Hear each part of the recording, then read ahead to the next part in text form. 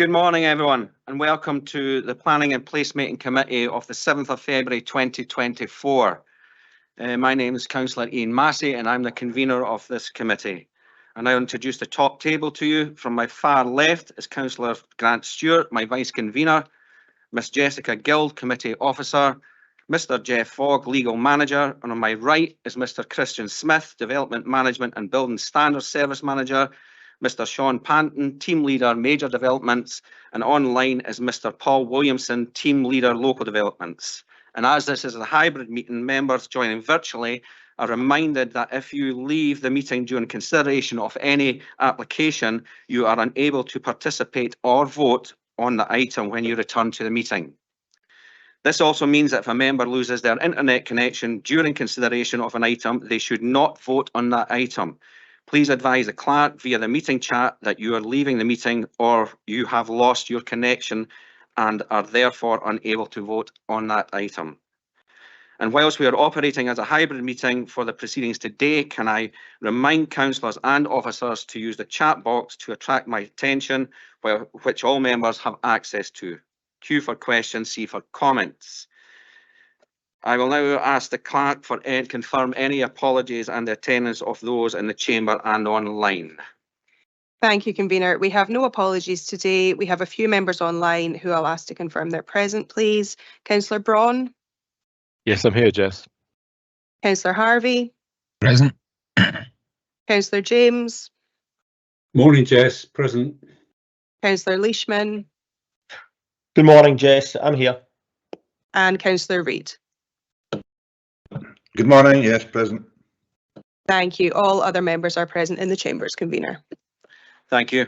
And we move on to item 2, which is the declarations of interest. Members, can I ask members if they have any declarations on interest on any item today? None at all. Right, and item 3 is the minute of the meeting of the Planning and Placemaking Committee of the 10th of January 2024. Can I ask the committee if they agree to the content of the minute? Agreed. Item 4 is deputations. Do the committee agree to hear deputations on item 511, 521 and 522? Agreed. Yes. Okay, thank you. Item 5, major application. The first application in is for the erection of 72 flats within 5 blocks, formation of vehicle access, parking areas, landscaping and associated works at the former Hillside Hospital, Dundee Road, Perth. And to introduce the report is Mr. Panton. Thank you. Thank you, convener, and good morning, councillors. As stated, the first item on the agenda today is for 72 flats on the site of the former Hillside Hospital on Dundee Road, Perth. The development is 100% affordable housing with both social and mid-market units and is to be managed by Hillcrest Housing Association. The site is brownfield in nature and thus its development as affordable housing this close to the city centre is welcomed. I will now take members through a short presentation to detail the proposals further. Next slide, please. Here we have the location of the site. The site is to the west of the Dundee Road and just to the east of the River Tay. There are residential properties adjacent the site. It should be noted that the site itself is not within a designated conservation area, however it is adjacent to Perth Canoe Conservation Area. In terms of area, the site itself measures just under 1 hectare. Next slide, please. We now have a proposed site plan. Here you can see the general arrangement proposed. The 72 flats will be distributed between 5 blocks with parking, landscaping and footpath connections between the blocks. The site will be accessed from a shared access with the new care home development, which has recently commenced construction to the site immediately to the north. Next slide, please. Here we have a typical elevation plan for one of the blocks. This plan shows block 1. And as you can see from the sloping nature of the site, the building is stepped and will appear as only a 3-storey building from the Dundee Road. The majority of the flats within the development have balconies which face in the direction of the River Tay. Next slide, please. We now have a typical floor plan, again showing block 1 as an example. Across the 5 blocks, there will be 18 one-bedroomed units, 52 two-bedroomed units, and 2 three-bedroomed units. The mix of sizes is welcomed. The ground floor of this block has an integrated waste storage area and bicycle parking facilities. All blocks also have an internal lift for inclusive access. Next slide, please. Here we have the sectional plans. As seen, the development has been designed to work with the topography of the land to ensure that the buildings blend into the surrounding built and natural landscape. Next slide, please. This plan shows a cross-section of the site showing the 2 easternmost blocks which back onto the Dundee Road. You can see from the plan that the ridge line of the existing properties on the Dundee Road are higher than that of the proposed development. The development will therefore sit lower than these properties at its highest point. Next slide, please. We now have another cross-section, this time showing the development when viewed from the Dundee Road. As seen, due to the topography of the land, the buildings are not considered to be highly intrusive or out of scale with the surrounding built environment. Next slide, please. To give members a more visual representation of the proposed development, this sketch shows the buildings when viewed from the Dundee Road. I will now take members through a series of artist impressions and recent photographs of the site taken on Tuesday last week. This first artist impression shows the development when viewed from the existing footpath adjacent the River Tay. As seen, the buildings are contemporary in style and are designed to high quality for this nature of development. Next slide, please. This artist impression shows the development when viewed from the central parking and landscaped area. Here you can clearly make out how the topography of the site is integrated within the development. Next image, please. This first photograph shows the site when viewed from the footpath adjoining the railway bridge. The path and monument you can see are not to be altered by the proposed development. The development will, however, connect into this footpath to allow sustainable links to the city centre. Next image, please. Again, we see the footpath and monument that was in the previous photograph, this time just from a different angle. The majority of the trees you can see here are out with the site boundary and are to be retained, with tree protection measures in place during construction. Next image, please. This photograph now shows the existing footpath which runs along the southern boundary of the site, connecting the Riverside Path and Dundee Road. The development site is at the other side of the wall you can see here. Next image, please. This photograph now shows the site when viewed from the southern boundary. The cranes and construction vehicles you can see in the background are associated with the construction of the adjacent care home. Next slide, please. This image now shows the site looking east towards the existing properties on the Dundee Road.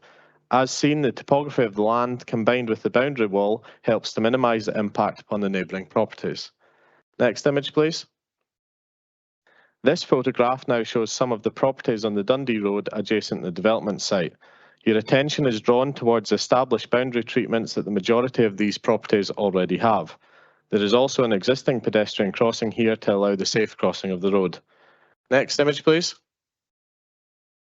This final photograph now shows the site when looking back from the Dundee Road. You will note that part of the wall has already been demolished. This was required by conditional control on the care home application to ensure appropriate visibility displays from the site access. Conditional control will require the reinstatement of this wall in a more suitable location to provide safe visibility. Your attention is also drawn towards the existing bus shelter in this location, which will be relocated and upgraded to serve the proposed development. Next slide, please. Thank you, Convener. That now concludes my presentation. I will leave members with the proposed site plan for reference. Thank you, Mr. Panton. We do have deputations on this, so I'll now hand over to the Vice Convener for the deputations procedures. Thank you. Thank you, Convener. Can I call on Ms. Letby, objector to the application? Good morning. Ms. Letby, you have 10 minutes for your deputation. I'll give you a prompt after 9 minutes. So whenever you're ready to start, I'll start the clock. Good morning. Thank you for the time to come see you about this opportunity here. I'm going to have to read this out to make sure I cover all the notes because I've not done this before, so I do apologise if I sound a bit stammery about it.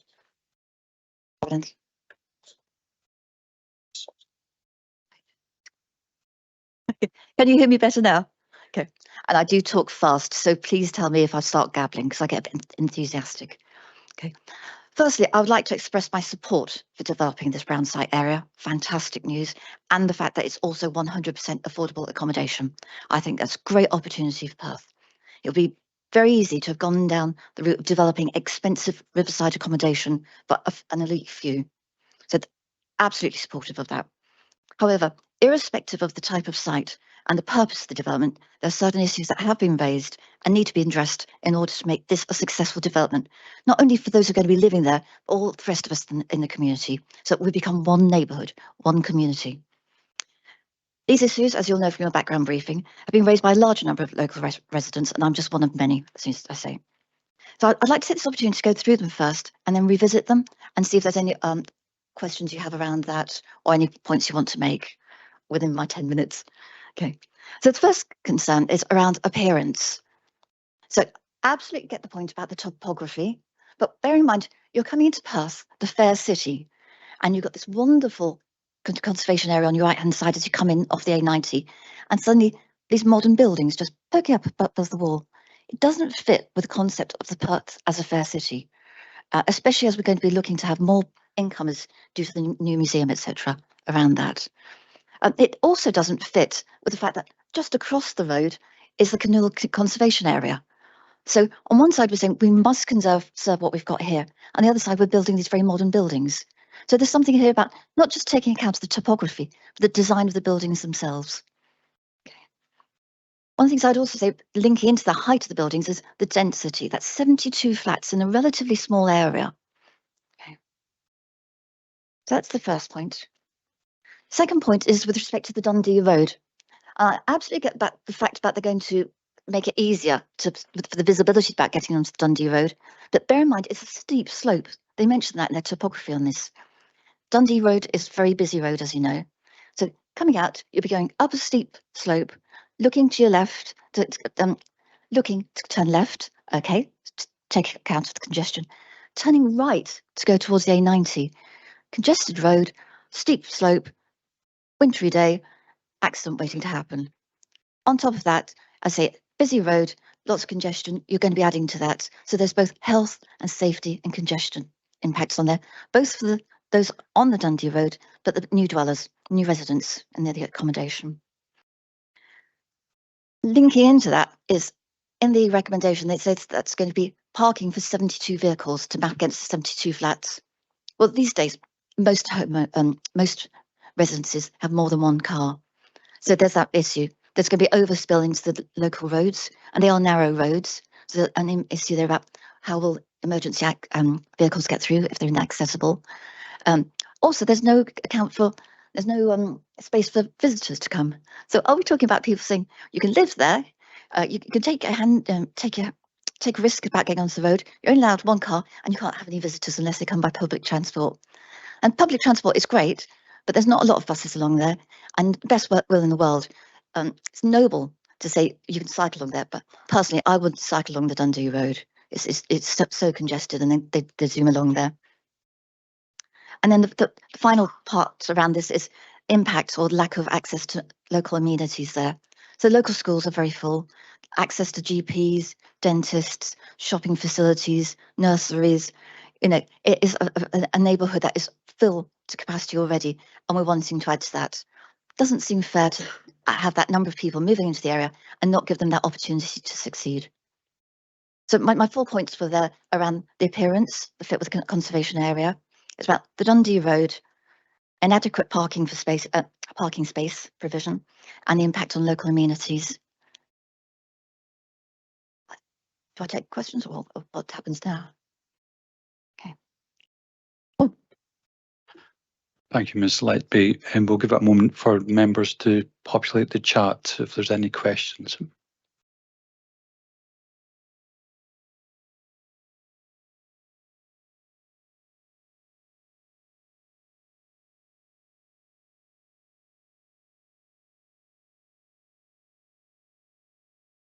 Councillor Braun. Thank you, Vice Convener. Thank you, Ms. Letby, for your deputation. Apologies to be speaking to you over the ether like this, but is what it is, I'm afraid, today. You talked about the design of the properties. Obviously, as you appreciate, we have to build today to a modern design to make a house energy efficient. But my question is, if these designs you feel are not suitable, what sort of idea would you like to see there, given that we have to build in this way for energy efficiency? I don't know, to be honest. I'm not an architect, so I would say that an architect to me is somebody who has technical and creative skills, and I would look to the architects to do that, to something where they would say, we must meet this criteria. Absolutely agree with you, but let's try and be a little bit more creative about this within the constraints that we have, something that fits within the conservation area. Okay, but would you concede that with modern design, energy efficiency and obviously taking into account climate change, that the structure and design of a property has to be a certain style now, just as it was a certain style, centuries ago? Would you accept that this is the way things have to be now? No, I wouldn't actually. I would say that we must meet those constraints, absolutely right. But it doesn't mean to say that one size fits all. It's not a cookie cutter approach to design. And again, this is going back to the architect's creativity. We would look to them to say, within these constraints, this budget, and having to meet the conditions, which are absolutely right, we would look to you to come up with something that fits in with this, something which is not monolithic blocks. Okay, thank you. Thanks, Vice Convener. Councillor Allen. Thanks, Vice Convener. Ms. Letby, thank you for your thank you for your deputation there. You've made remarks about parking, I understand that, and the numbers of units. And at the outset, you actually welcomed the thought of the development. Can you tell me what is your ideal? What is it that you would find acceptable with terms of numbers and building?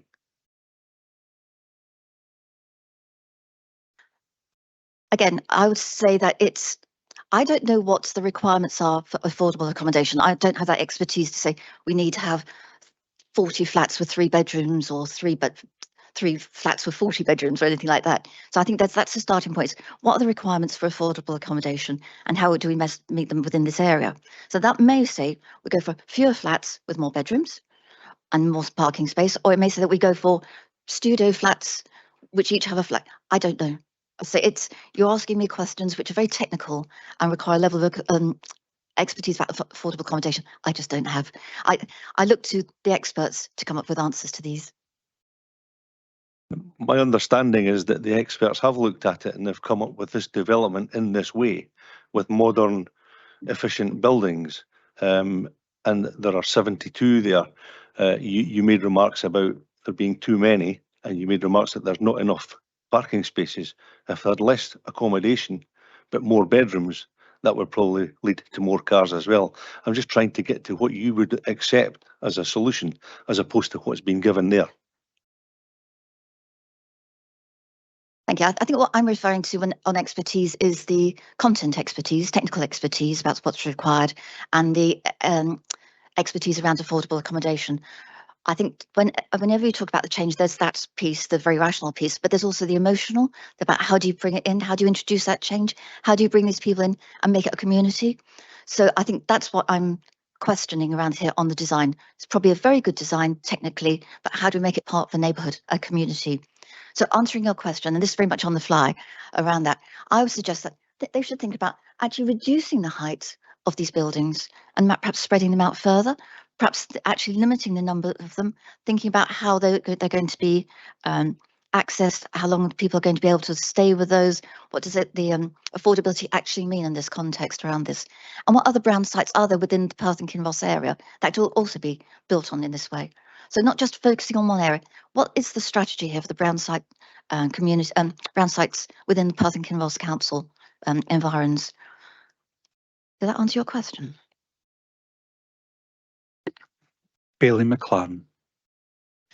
Yeah, thank you. Ms. Letby, you part of your conversation was regarding the Dundee Road and the road safety. I mean, do you concede that when the CTRL road link opens, that the density of traffic is anticipated to reduce on the Dundee Road, and therefore that is something that has been considered in this application and therefore is probably possibly less of a consideration here? Yes, I absolutely agree that it should have an impact on the congestion on the Dundee Road. However, I believe it will still be congested because the number of people coming into Perth for work and coming out again and for shopping. So it's still going to be a busy road. It won't be as busy as it could be as future forecasts suggest.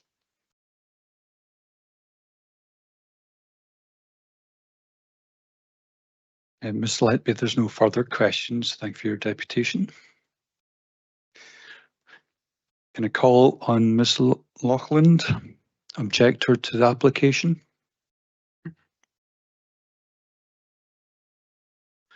Good morning. As previous, 10 minutes for your deputation. I'll give you a prompt after 9 minutes and then your own time. Good morning, can everyone hear me?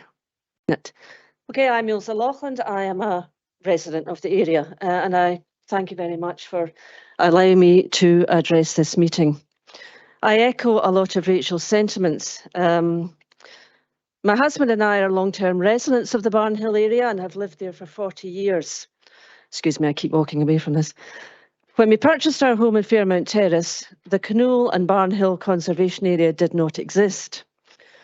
However, when this area was implemented, we accepted this and we have put up with the bureaucratic issues that come along with living in the area. For example, permissions and checks needed for regular home and fairly routine garden maintenance issues. These obligations are the price we pay for the benefits of living in a conservation area.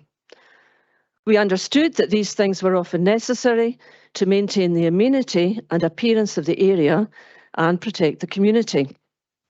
Likewise, we assumed that the council, for example, or i.e. elected councillors and related employee officials, had equal obligations to adhere to these principles of the conservation area and to ensure the amenity of that area and its community. Regrettably, we appear to have been wrong in this assumption. As stated in the report, Barnhill is an area of mixed housing, detached, semi-detached and terraced houses, as well as blocks of flats of varying heights. I find it hard to accept that the density of this development fits in well with the existing broad mix of housing, particularly when the residents of the conservation area have to abide by these conservation requirements. It is accepted that this proposed development is not in the conservation area, but however, as mentioned, it is very adjacent to it, and it will have an impact on the area. I, like Rachel, find it admirable that we are providing affordable housing, because I do appreciate that there is a need for this, not just in Perth, but everywhere. I am, however, disappointed about the makeup of the housing, as I feel it, with the density and the way it's designed, it does not offer the broad mix of housing that exists in the area itself. I know that it will always be protected as rented accommodation. So I'm therefore slightly dismayed that there is no opportunity for any of the housing to be in a shared ownership basis, which quite often happens with new developments in other areas. This therefore fails to provide those with aspirations of owning their own home the opportunity to buy the property at some point in the future, which I feel is actually a point we should be considering for the younger generation. Nor does the development include any type of sheltered accommodation to allow older generations to live independently for longer. Surely this sort of thing is an important thing within the Perth and Kinross Council as well. And surely these sort of things would offer diversity and give a well-balanced community. Moving on, I am concerned, likewise, by the assumption in the report that the residents of the development will be cycling everywhere.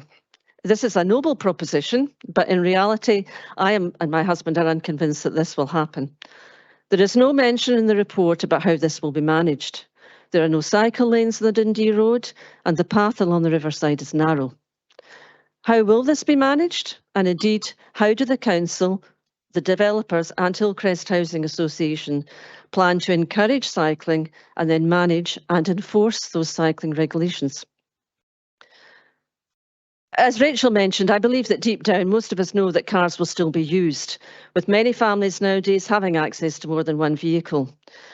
Where will these extra cars and any associated trades vans park, as well as visitors? There is very limited on-street parking within the area. The only available street is Fairmount Terrace, which is already heavily used by non-residents for parking. Finally, to sum up, the Dundee Road is one of the main entry points to Perth and provides many visitors with their first impression of the city. Surely the council should be using this development of the site to showcase the city in its best light. High density blocks of flats, no matter how well rendered and how well designed, do not do that. I ask that the committee considers these points raised by the residents of the area carefully and that they refer the proposal back to the developers with a view to creating a more diverse plan. Thank you, Ms Loughlin. Are you willing to take questions from members? Give it a moment for them to populate the chat.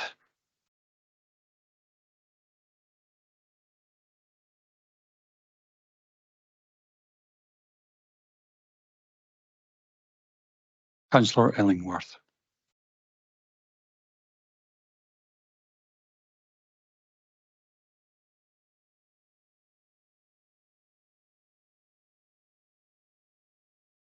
Thank you.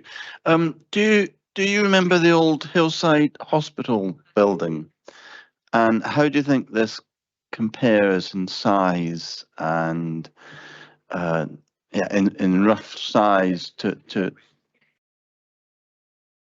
That better? It's very difficult to get an impression from these artist drawings because in my experience, I've experienced of other buildings that I have seen artist impressions of, and then when you actually see them go up, you think, my goodness, I had no idea that was going to be as big as that. My memory of Hillside Hospital, that yes, it was big. It wasn't the prettiest of sites, I agree with that, but I feel when I look at the drawings that this is going to be bigger, it's going to be more intense.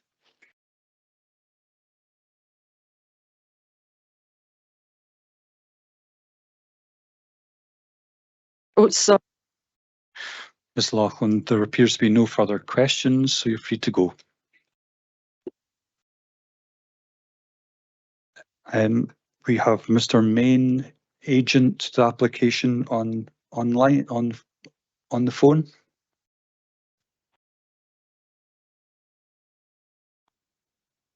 Hi there, I think I've unmuted myself.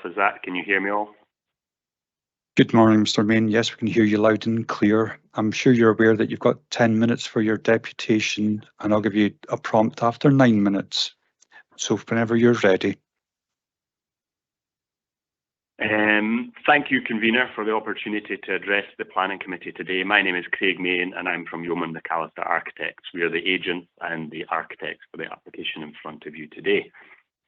We weren't going to speak at committee as the application is recommended for approval, but thought it might be wise to have the opportunity to answer any questions that you may have.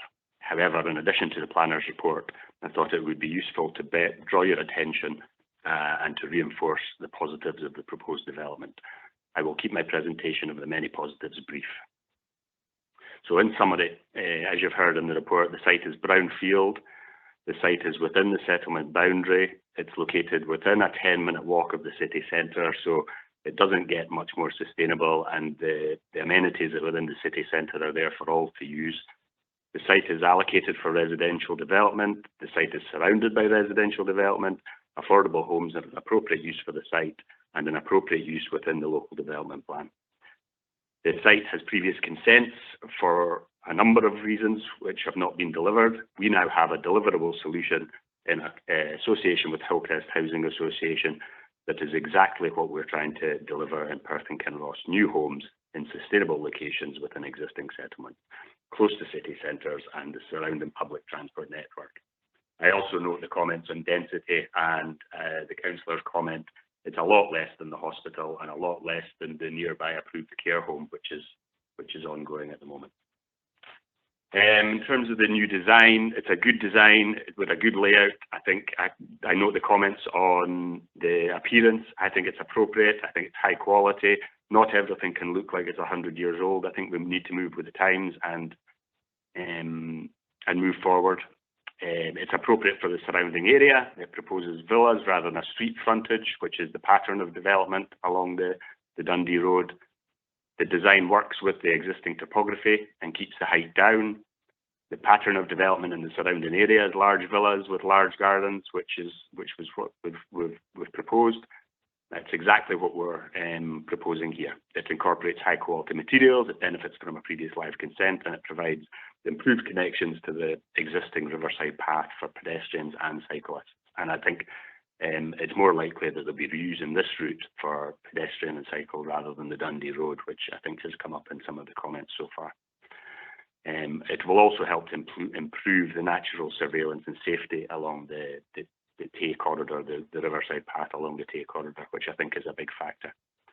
So in summary, I acknowledge there are limited objections. Most of these relate to transport issues, which your own roads department do not agree with. And some of the elements have already been approved, such as the new access has already been approved as part of the adjacent care home development. There are no objections from any of your statutory consultees. The planner's report is one of the most positive I have read. I would therefore respectfully ask that you support the proposals and approve the application. And I would now be happy to answer any questions that you may have. Thank you, Mr. Main. Councillor Waters. Thank you, Vice Convener. Thanks for your deputation, Mr. Main. Within our document pack on item 62, page 1415, it does actually mention that the proposed materials are not of a high quality and the use of light grey render is considered inappropriate for the locality, largely based on the adjacency to the conservation area. Can I ask, will you be able to look at that and find and address some of our planning officers' concerns over that, so it fits in better with the area it's in? Thank you.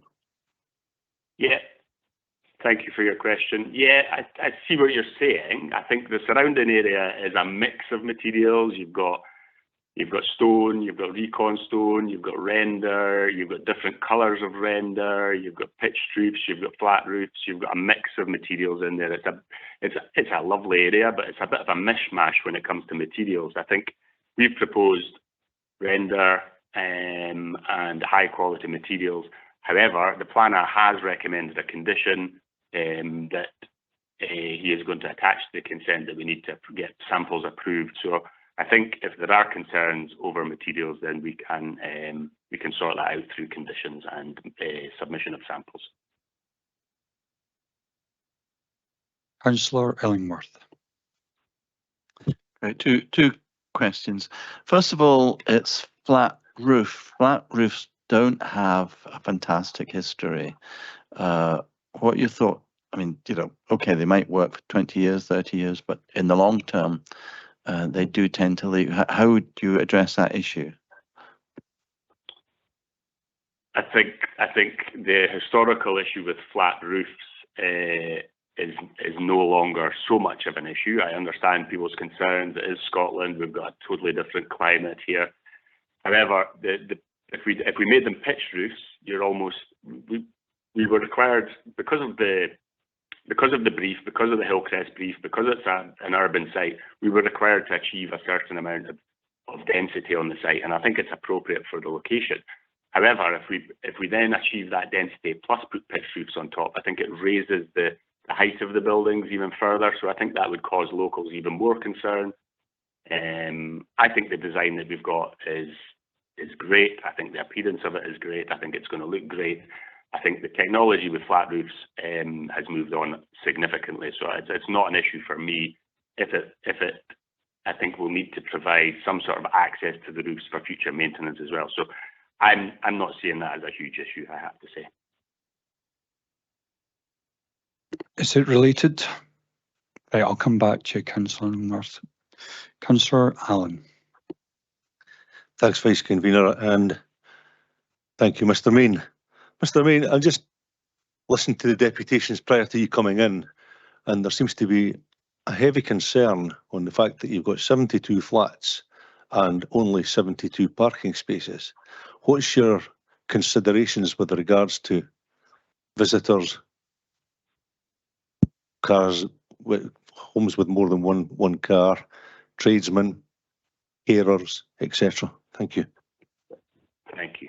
I think it's affordable housing, so there's guidance within your own local development plan on what that parking level should be. I think we're above that. I think we took on board considerations and comments that were made at the local community event that the parking might be an issue. So we've actually taken that up to the maximum that we're able to do for affordable housing. Hillcrest think it's going to be okay. The spaces won't be allocated, so there's a lot of one beds. I'm not anticipating everybody's going to have a car. They're smaller flats, they're smaller units. There are great cycle links, there are great pedestrian links. So it's affordable housing, it's in line with your policy, and I really don't see that we could have done much more with regards to increasing parking. We're trying to reduce car ownership, car use, and I think this is one that we can certainly achieve that. Bailey McLaren. Thank you. Mr. Main, I'm just going to follow up my PAN comments. You will be aware that Perth and Kinross Council have recently introduced a new recycling bin where we are recycling more waste, and that is proving to be very positive. So is your waste collection area, have you looked at that and made sure that your refuse collection areas can accommodate all that we as a council are asking our residents to do? Thank you. Thank you. Yeah, I think one of the Environmental Services Department was one of the consultees through the course of the application. I liaised with them directly and through the planning officer to give them exactly what they need. So there's bin stores in there. The bin stores are more than large enough for refuse and recycling. If we need to accommodate more bins within them, I'm pretty sure we can. The road has been developed and designed so that the bin trucks can get down, and it's all within the pool distances. So they were more than satisfied with the proposals that we submitted, and they've written a letter to say that to the planning officer. Bailey Williamson. Thank you very much, Vice Convener. My question is about the drainage, particularly at the back of Block 2. If you could just give me a second just to pull it back up again. And I'm looking at your drainage plans here, and there doesn't seem to be any drainage at the base of the embankment. And I was just wondering, is there a reason for that? I would have anticipated you might have put a French drain in there to try and catch the water coming off the embankment. Yeah, the drainage solution has been developed by the engineers who are happy with it. Then they've been liaising with your own engineers in the council, so that's all been signed off. There's storage tanks within the parking, so surface water on the site is dealt with on the site. There will be an outfall from that, I think, to the Tay if there's an extreme event. The foul drainage needs to be, I assumed it was going to be pumped, but there is actually an existing drainage line that runs along the eastern part of the site, if I'm correct, that can take the foul drainage. So the drainage has all been designed, investigated, and resolved through the application. There will be more detailed studies needed through warrants and construction phases, but we're content that we've satisfied the requirements for Scottish Water, for the local authority, and everything we need to do.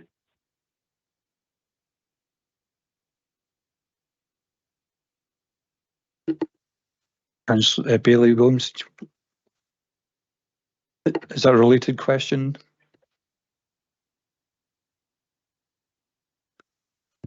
Yeah, I'm just wondering, you know, given the proximity of Block 2 to that embankment, whether is there actual potential of introducing further drainage to try and stop the water table or reduce the water table at the back of the building to prevent dampness within the building? Has that been considered? Oh, I see. Like the actual buildings themselves, yeah, there will be need to be drainage along the back of the building. So we'll need to think about, as you come down the embankment, that the accommodation which faces out over the River Tay is well away from that wall, and usually that'll become a solum, but which is ventilated and waterproofed, and we'll need to have all sorts of tanking solutions to achieve that. It's the only way to do it on a sloping site. But yes, we can introduce drainage along the back of the buildings, and there will be a tanking solution to make sure that there's no damp within the building. That's Councillor Cuthbert. Thank you, Vice Convener. Morning, Mr. Main. My question relates to the number of bedrooms. My calculation indicates there's 128 bedrooms. Would that be right? I haven't counted them recently, but if that sounds about right. If there's a mix of 1 and 2 beds. Councillor Braun. Thanks, Vice Convener. Thank you, Mr. Main, for your deputation. I'm coming back to this question of parking. I'm sorry. I have to say that I don't agree there's enough parking spaces in there, and I don't think guidance is always the best way to go through. But I accept as a debatable point, as a personal opinions, of course. But my question or questions really linked to parking is there's 72 spaces on the plan we had up, and I noticed there was 8 seem to be designated for disabled parking. And I'm just wondering why you would want to differentiate that anyway, because it's all on the flat, and that's going to limit parking anyway. And the second point linked to it is looking at the way cars are going. Doesn't seem to be anything mentioned anywhere of EV charging points, which people will need, obviously, in the future if we switch to electric cars as we are coming to. So I just wonder if you comment on that, please. Sure. As we move forward, I don't know if you're aware, the regulations have changed so that every one of these flats through the building regs moving forward is going to need an electric charge point. So actually, we're going to have to provide a 100% electrical charge points to this development. As one is required for every dwelling. With regards to your disabled bays, what was the question? I didn't quite hear the first part of the disabled question. So I'm coming back again. So just to clarify, when you do answer, there's going to be charging points for everybody there. That was one thing. But going back to the disabled, there's 72 bays there. I counted up on the plan we had ahead of us when the officer was talking, and there seem to be 8 bays seem to have a designation of disabled parking in them. And I'm just wondering, that's 8. If that's going to be the case, that's 8 bays which not everybody can use, and I just wonder why you want to have that, because it's all on the flat anyway. So why would you want to specifically designate disabled bays? It was just on the plan we had. You could just see the symbol there. Sure. Well, it is on the flat, but the disabled bays give people a little bit more room around the space to manoeuvre. If you're in a wheelchair, the difference between this and a private development is the affordable housing provider, in this case Hillcrest, will be able to choose who goes into these flats. There will be an application process. Some of them will be wheelchair flats, so they will actually know which flats will be wheelchair operated and will need a wheelchair space or a relevant space close by. So in this case, we're able to control that a lot better, and we're required to provide disabled bays as part of the warrant. In this case, we've gone over and above that because there's more wheelchair flats through the development. Does that make sense? It does, yes. I understand where you're going from, and you said there can be charging points everywhere, anywhere, so that's good. Yeah, that's the main positive. That's the main. Vice Convener, could I just follow on with one quick supplementary there? Please. It was just going back to the disabled side of things.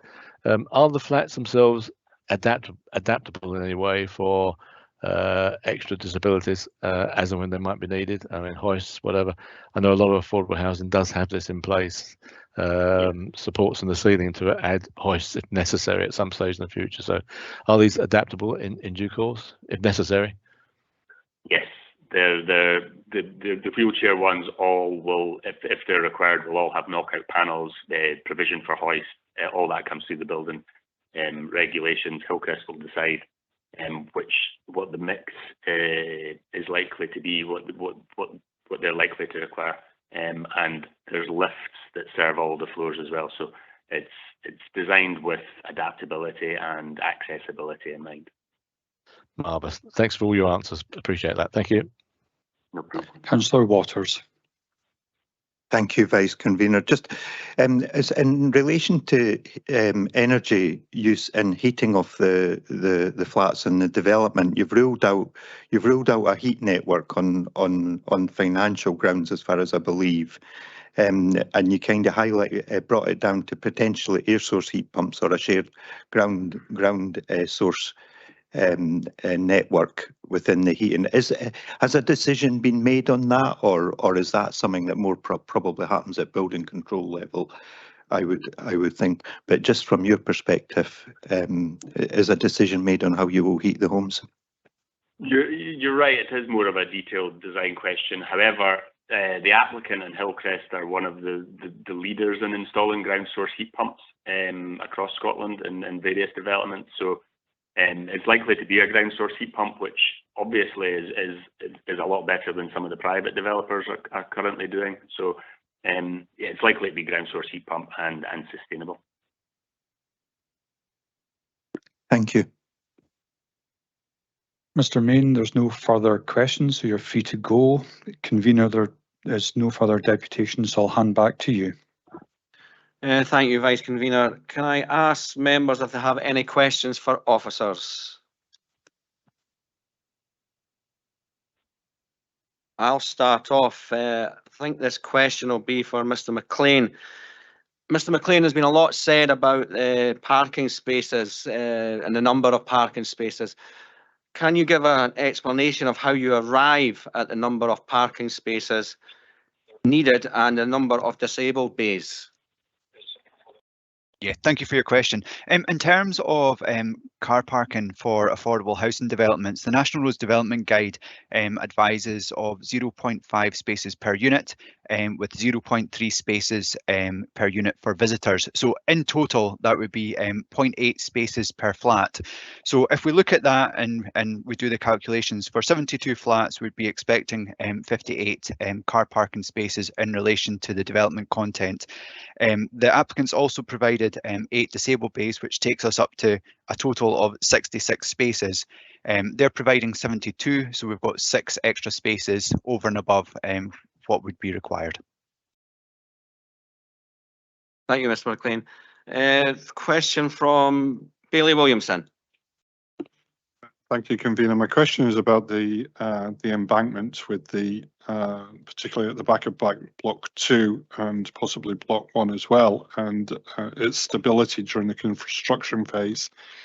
And I don't see any conditions within there from roads about the construction phase and the stability of that embankment and how it may or may not impact on the Dundee Road if it was to fail.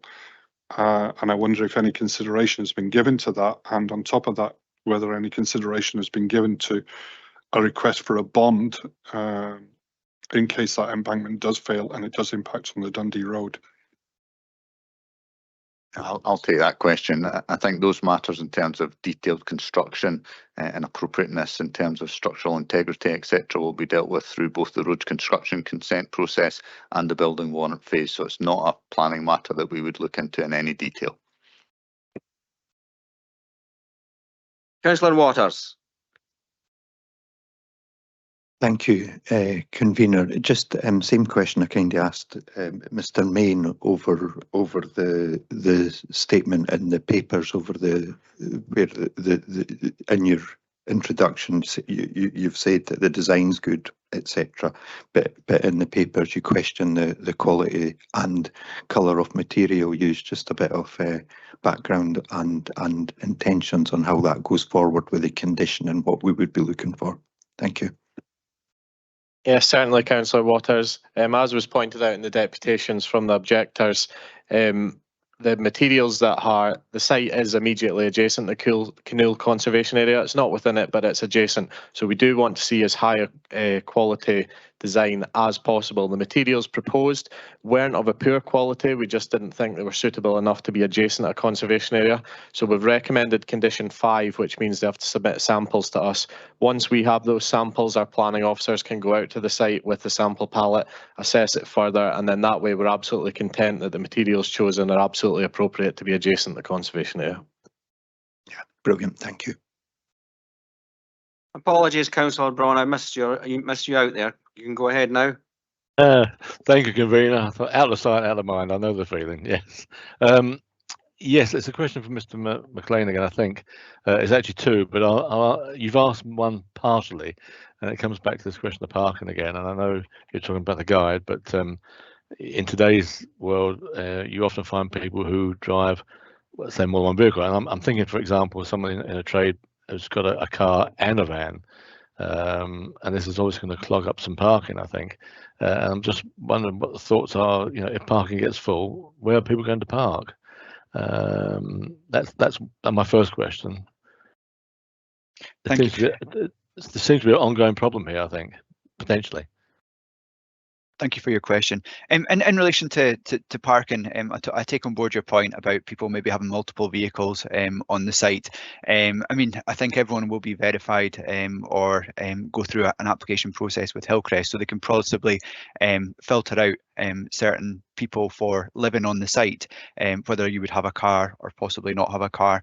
But notwithstanding that, I take on board your point that potentially people might have multiple vehicles and need to park another one elsewhere.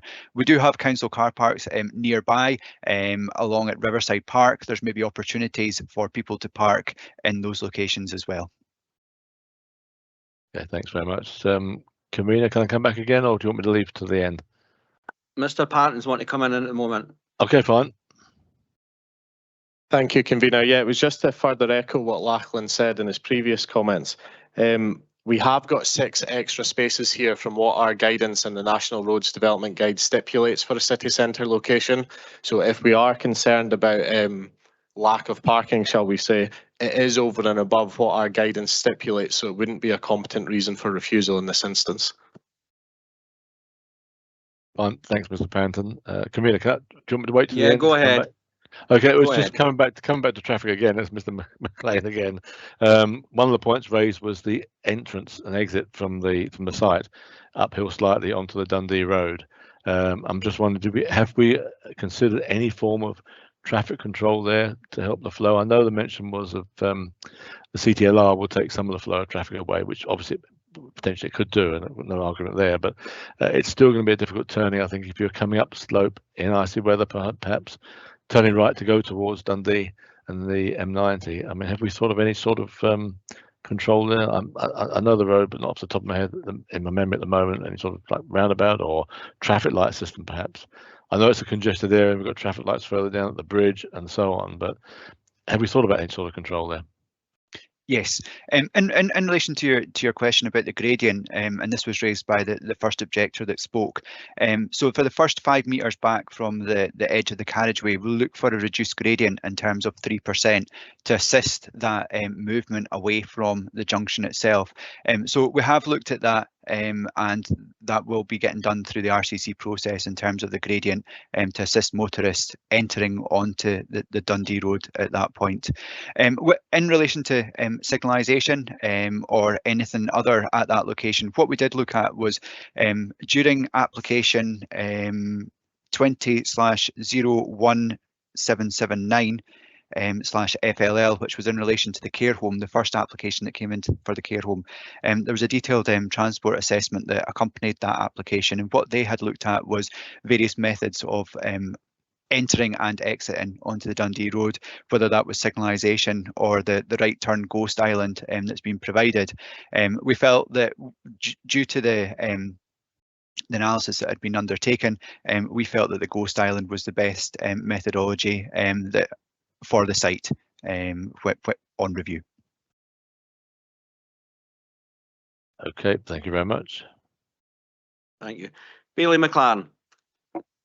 Thank you. Yeah, my question is again sort of more traffic related, but it's more general. Do we have an understanding of, once the CTRL opens, how this will impact on the flow of traffic on the Dundee Road, or is that something yet to be determined? Thank you. I think Mr. McLean might be able to answer that, but yes, there is detailed information on what the projections are and the anticipated levels, but that would be continuously reviewed and updated once the CTRL is opened and traffic is moving along that. There's also the impacts associated to the way in which we've all changed how we operate and how we work and go to what we might have attended our office 5 days a week. That might be reduced now. So there's all sorts of things happened in the last few years that have changed the way in which road traffic is using the roads that we have. But I think what we also need to remember here is that we're trying to reduce the ease of some modes of transport to try and encourage others to use more sustainable methods, and reverting back to parking, for example, that the more parking we provide, the more encouragement that gives to additional multiple car ownership, which in turn then increases the number of vehicles on the road. But Lachlan McLean might have some further comment on the CTRL. Thank you, Christian.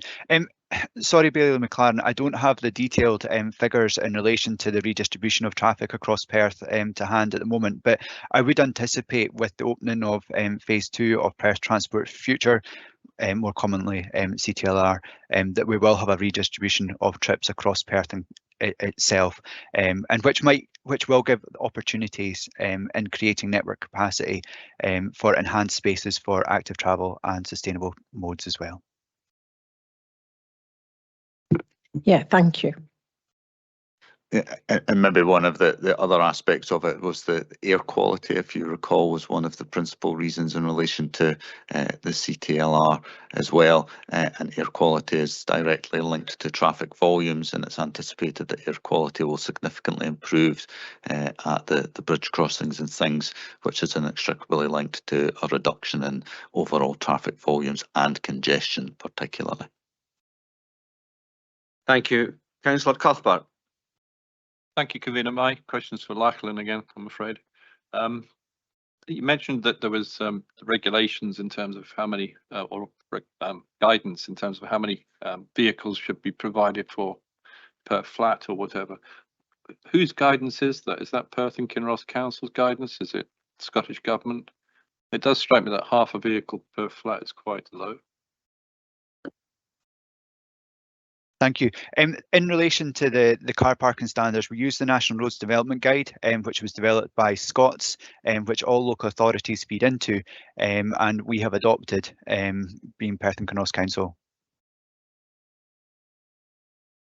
Maybe just come in there as well, and there are various categorizations of types of properties. What we're looking at here is affordable housing. There's categorizations in relation to that. There's a lot of detail goes on behind the Scots work and the National Roads Guideline that gives information in relation to what the anticipated ownership and car use rates are within different tenure types, and that informs the standards that are applied. Yeah, I kind of assumed there would be something like that, but I mean, this isn't, if this was on Tay Street, I might have a different view, if you like, because that's city centre and you can walk places and so on and so forth. This is, it's not quite out of town, but it feels that way. It's sort of a rural location. So I just wondered, does I see what you say about affordable housing, but presumably that also relates to where it's located. So if it's in the middle of the country, it'll have more spaces provided. Yes, that's correct. And again, me personally went the other day there and went to this site, walked from High Street to it and back, and it took 15 minutes for the there and back journey. So is the half a vehicle per flat based on the fact that it's within walking distance and therefore city centre? There's a number of factors taken into account, and my position is that the level of parking provided is more than adequate for this location, this type of tenure, and the overall approach of Perth and Kinross Council to favour sustainable modes of transport. Thank you. Do we have any more questions? Just give it a minute. No more questions. Can I ask for a motion? Bailey McLaren. Yeah, thank you, Convener. Yeah, I'm happy to propose that we pass this application as per the recommendations that are set out within the paper, I'm content that we've heard the concerns that were raised by the objectors, the deputations. They have been fully answered by the officers and the agent, Mr. Main. And in the current challenging economic climate within the construction industry, it's heartening that we have this proposal in front of us for a brownfield site within our city centre to deliver 72 units. It is commendable, so I would like to offer this for approval. Councillor Waters, you're seconding. Thank you, convener. Happy to second the officer's recommendation on this.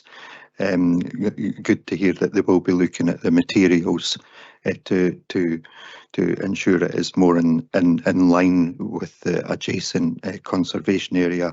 Particularly note on the cycle provision for storage in flats. The scale of it's exceptional, and as has already been pointed out, the closeness with the city centre and you know, a lot of workplaces will give people the option to travel more sustainably, whether walking or on wheeled vehicles. Also the attention to all the bat boxes, swift boxes, hedgehog crossings, everything like that. I'm quite happy to second the motion to pass this. Thanks. Thank you. Can I ask for an amendment? Do we have any amendment?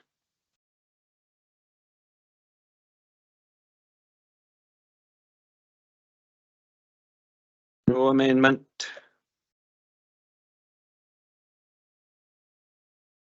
Yeah. Okay, cool.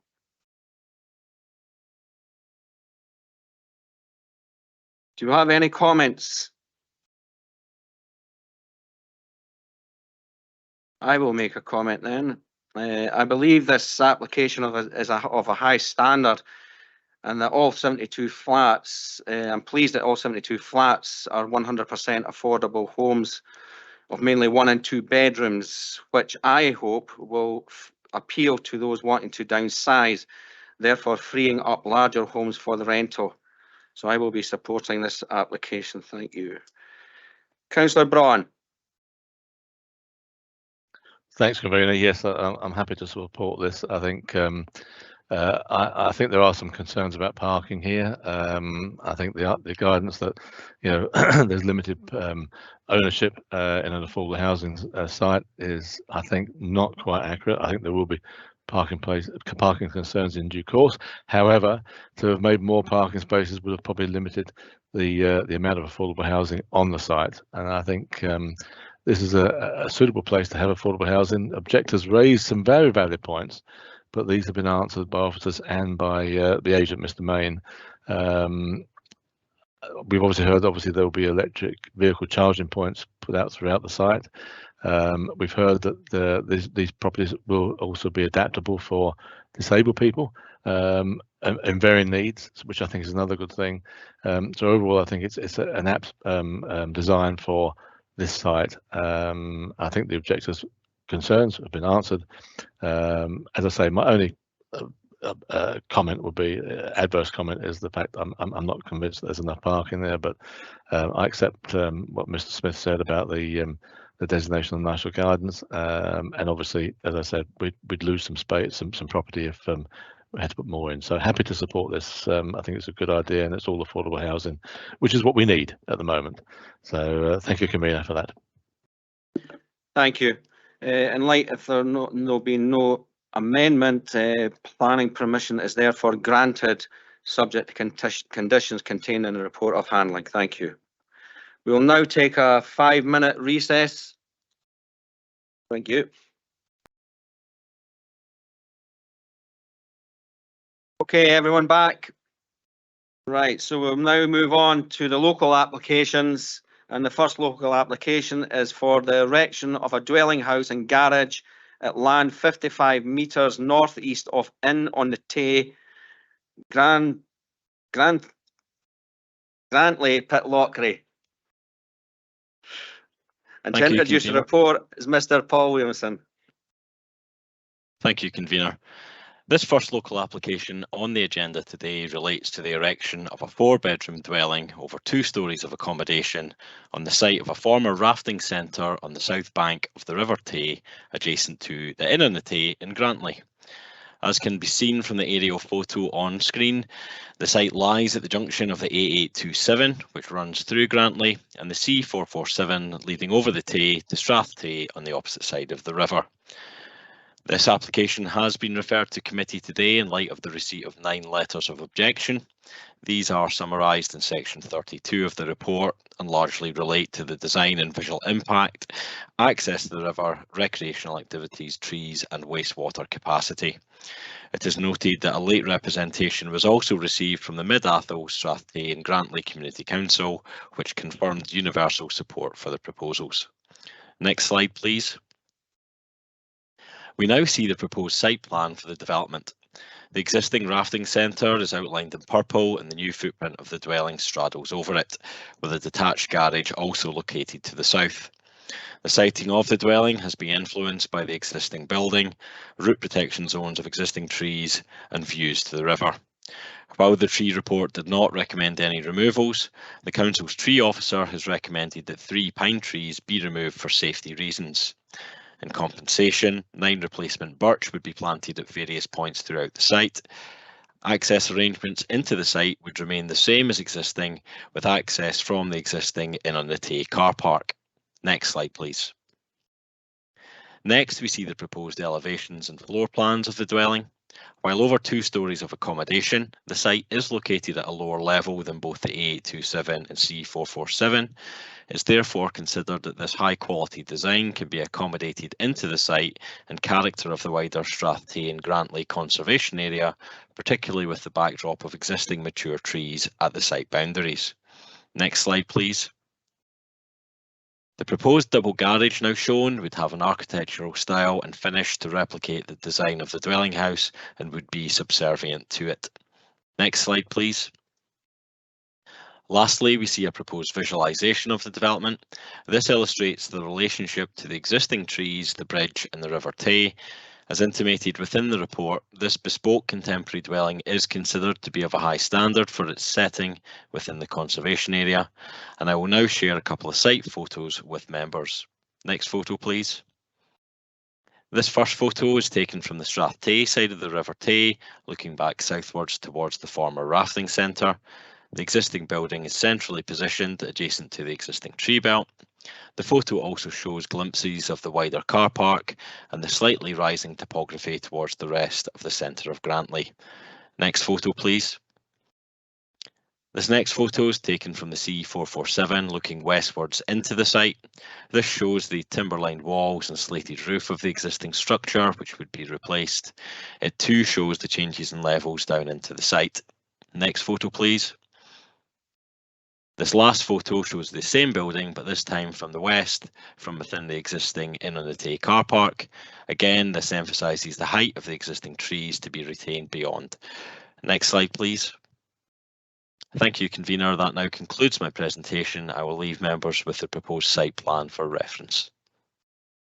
Thank you, Mr. Williamson. We do have deputations on this item, so I'll now hand over to the Vice Convener for the deputations procedure. Thank you.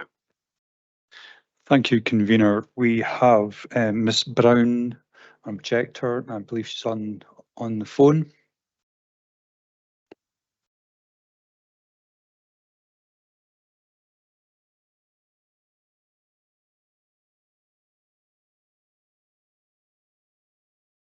Ms. Brown doesn't appear to be with us, so we will proceed to Mr. Salisbury, the agent.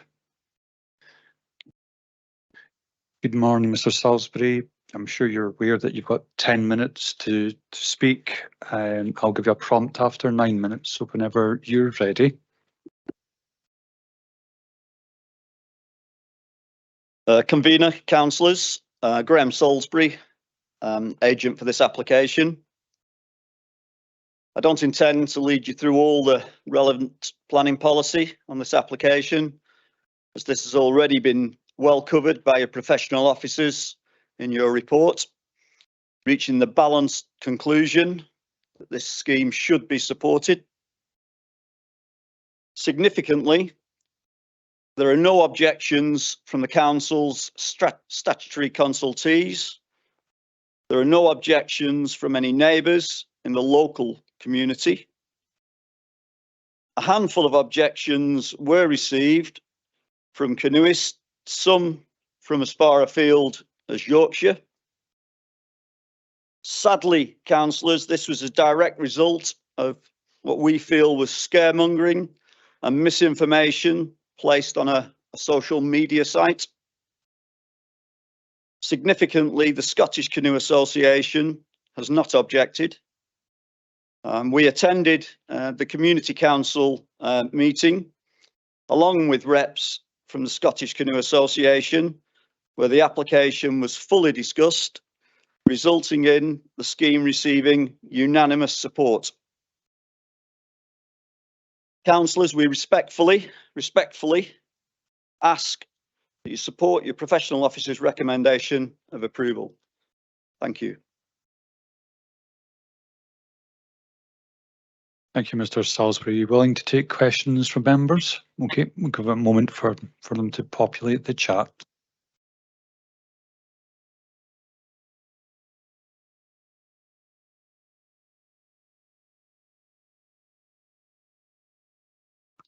Bailey Williamson. Yeah, just a very quick question. It's really about the need for the house. Is it being brought about by the requirement for staff accommodation? Apologies, convener, I just missed that.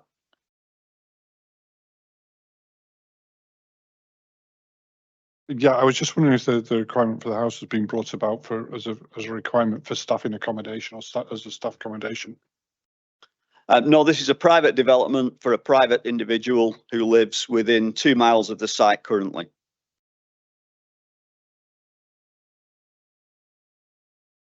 Mr. Salisbury, there's no further questions. You're free to go. Convener, there's no further deputations. I'll hand back to yourself. Thank you. Can I ask members if they have any questions for officers?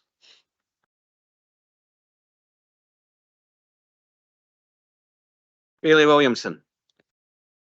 Thank you, convener. My question is for Paul. Essentially, it's about the sewage outflow. I noticed that the manhole cover is right by the bus stop, and I was just wondering if that's appropriate, or could it be moved, or what consideration has been put in place for its placement?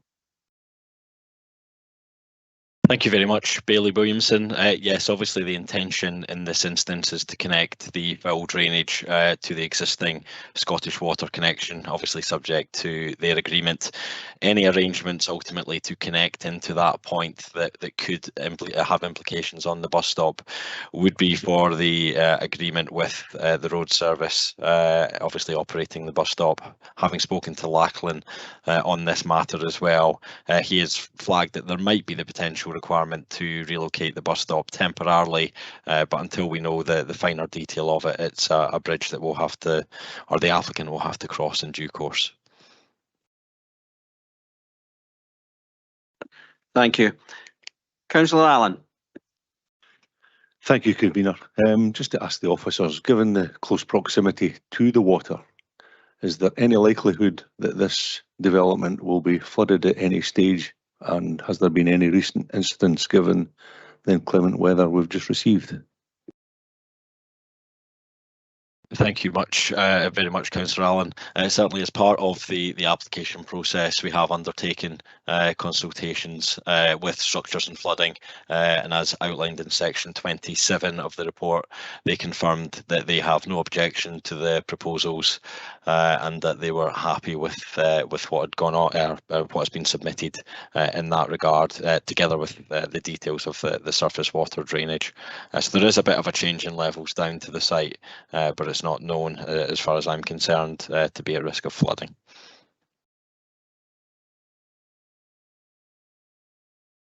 Can I ask if there are any further questions?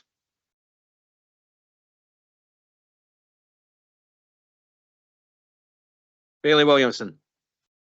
Thank you. I feel like I'm stuck in a trench here with sewage. I understand from one of the objectors that there was sewage flowing through the car park. I take it that's no longer any consideration for this application. Is that correct? Certainly from the perspective of planning officers, obviously that may well have been a historical situation, but obviously in this instance we've got to take the application submission at face value. Obviously a connection is potentially available there to the Scottish water system. Obviously that's subject to their agreement, and the detailing as to whether or not it will require to be pumped, etc. Is there, but ultimately any failings of the system would have to be dealt with appropriately by the applicant and by Scottish Water, but it's not known to be a current constraint. Okay. Yep. Any further questions? Okay. Now, can I ask for a motion? I see Councillor James, you put in a motion before I ask. Can I remind councillors to wait until I ask for a motion? Because questions may not be finished and you still have to make up your minds.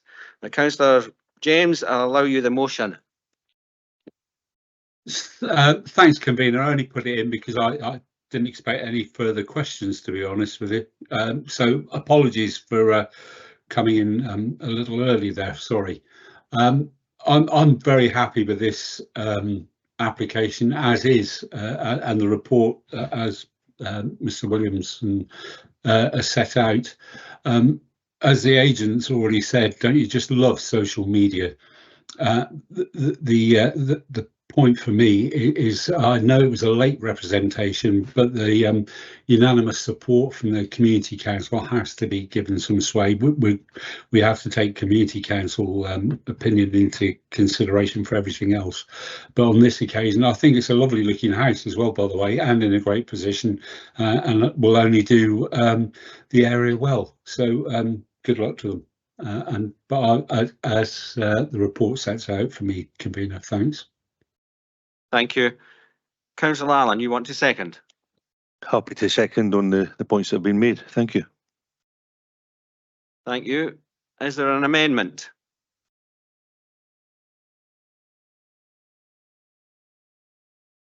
No amendment.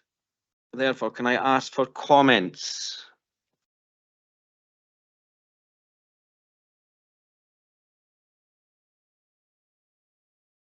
No comments either. Okay, thank you. The planning permission is therefore granted in line with the recommendations that contained in the report of handling. Thank you.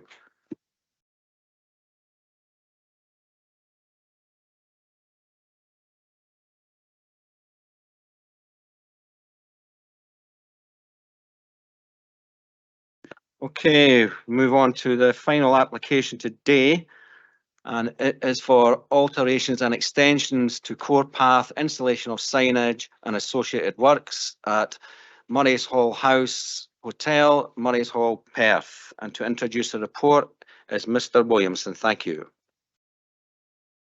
Thank you again, convener. Last application for consideration relates to a proposal which some members may recall was considered at committee in July 2022. That proposal related to the relocation of the driving range to this site and also necessitated the diversion of the existing core path and right-of-way, which has its own separate legislative process.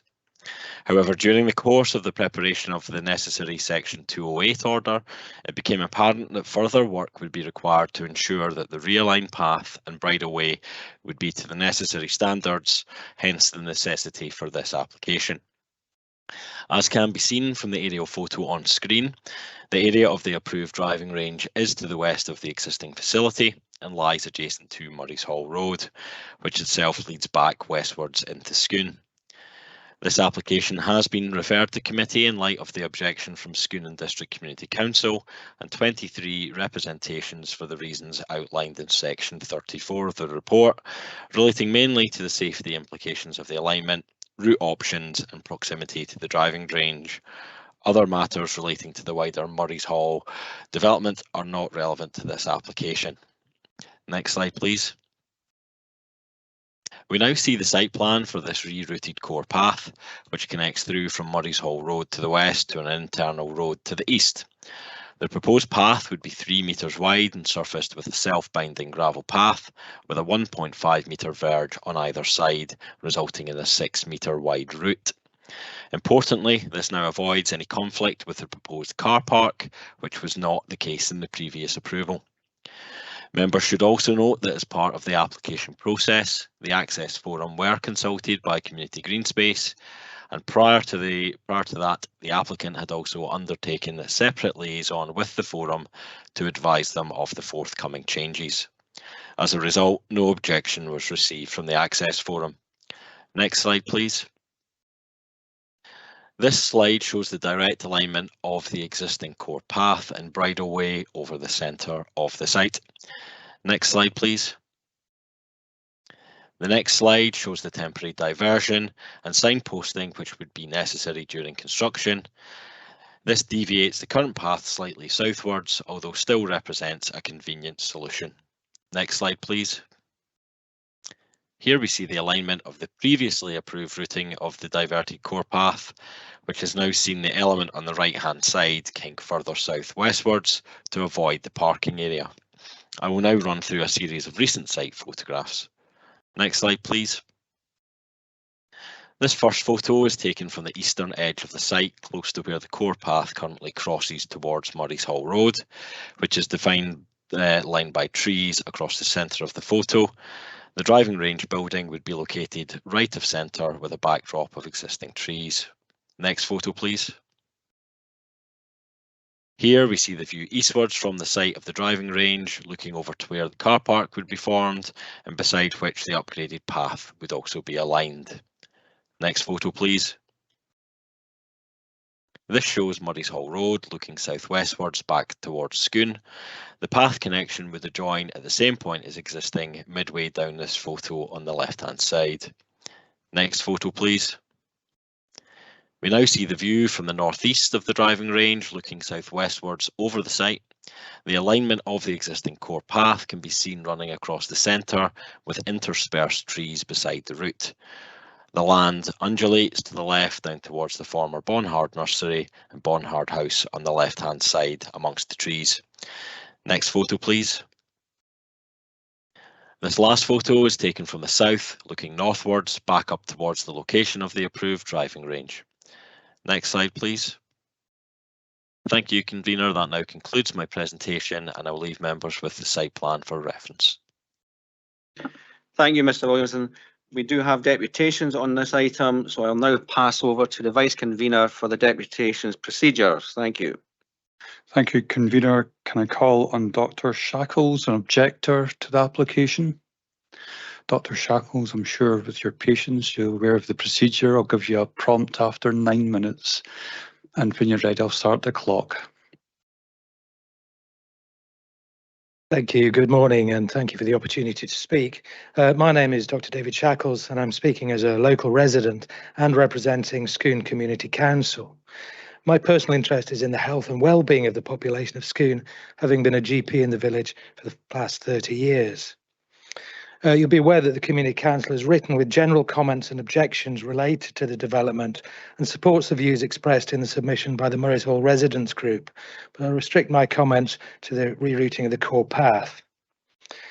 The core paths are a huge public resource and well used by the entire community, walkers, cyclists and riders. And as one of the local scout leaders, I can confirm that our youth groups regularly use the core path network to encourage and familiarise our young people with safely accessing the countryside.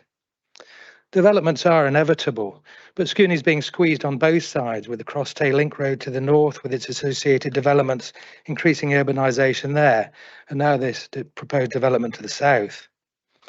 Policy 15 of the local development plan says that development should not have any adverse impact on the integrity of any core path, nor unreasonably affect public access. Option 2 certainly risks compromising this integrity, and the routing, which is through the proposed leisure development, is likely to be off-putting, never mind the severe disruption to the path during the protracted construction period. Option 3, which routes away from the development, provides a more rural experience and better links to the other core paths in the network, with less requirement to walk on roads, which inevitably will be much busier because of the proposed wider development and with no scope to construct footways. We have concern that with option 2 being a walk through a built landscape, people will bypass this route and will in fact drive and then park on the roadway and access paths to Murray's Hall Hill above the existing driving range, increasing traffic and congestion. The existing path is for mixed use and that should continue. We support the view of the British Horse Society regarding the safety aspect of the path. And whilst option 3 is not perfect, it is much safer than option 2. Inevitably, given their risk assessment, if option 2 is selected, many riders will opt not to use the bridleway for fear of causing harm to themselves, their horses, or to other users, and hence access will have been restricted.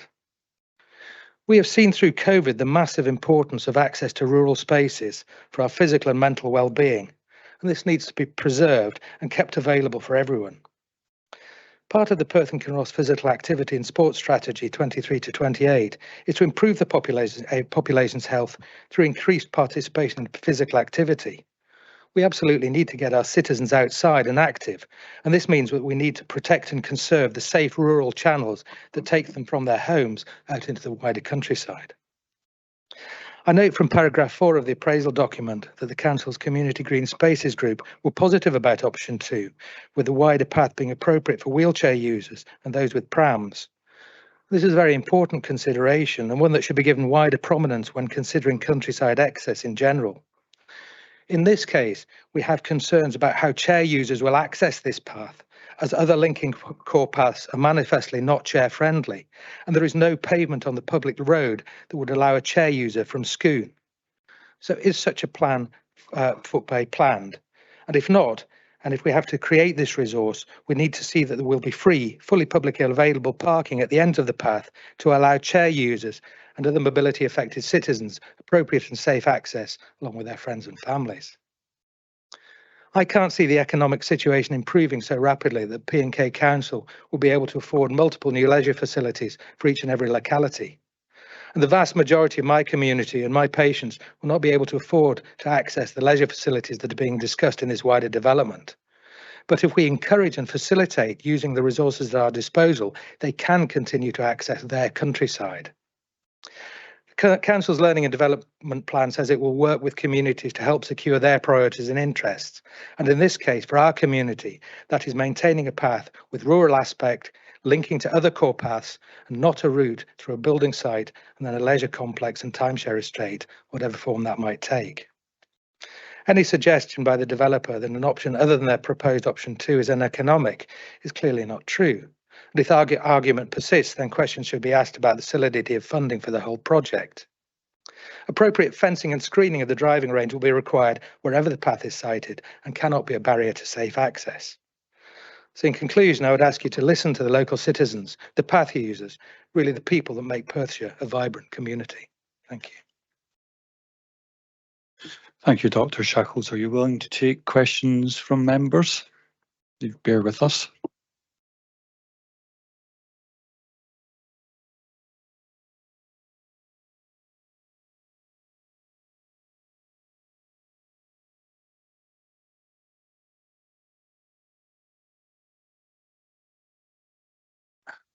There appears to be no questions. Dr. Shackles, you're free to go. Could I call on Ms. Davies, an objector to the application? Ms. Davies, I'm sure you're aware you've got 10 minutes to make your deputation. I'll give you a prompt after 9.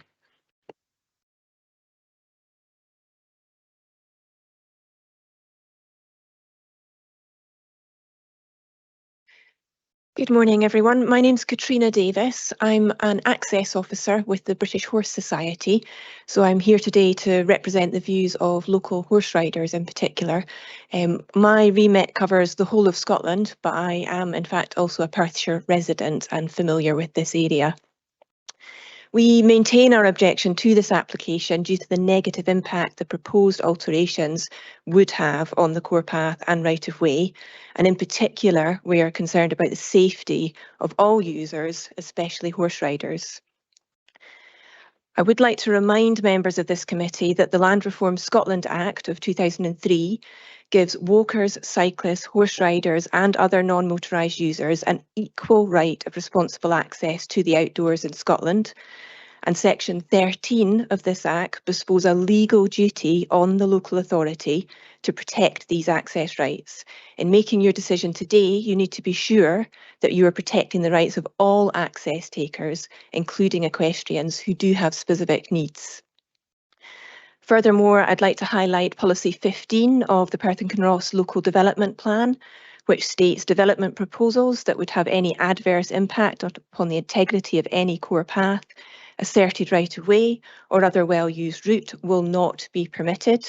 And it goes on to say development proposals that would unreasonably affect public access to these features will not be permitted unless these adverse impacts are adequately addressed in the plans and suitable alternative provision is made.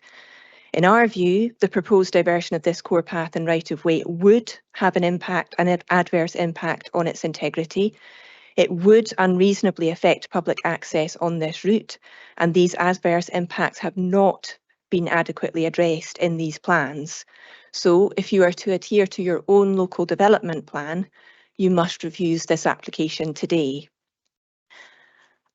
I realise not every member of this committee will be familiar with the equestrian industry, so I thought it would be useful to run through some figures. The equestrian industry is worth approximately £300 million annually to the Scottish economy. That is excluding the value of the horse racing industry, which is a separate entity and is worth a further £300 million annually to the Scottish economy. Perth and Kinross in particular is an area of high horse ownership, so equestrianism is an important part of our rural economy. There are several livery yards of various sizes in the immediate vicinity of this route, housing approximately 140 horses. Even I was quite surprised when I found out those figures.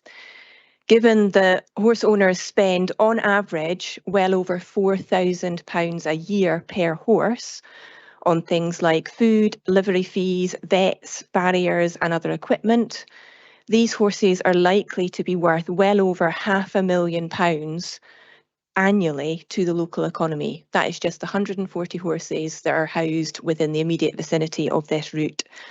A national survey of riders who had recently given up their horse found that 27% of them had done so because they had lost access and had nowhere to ride.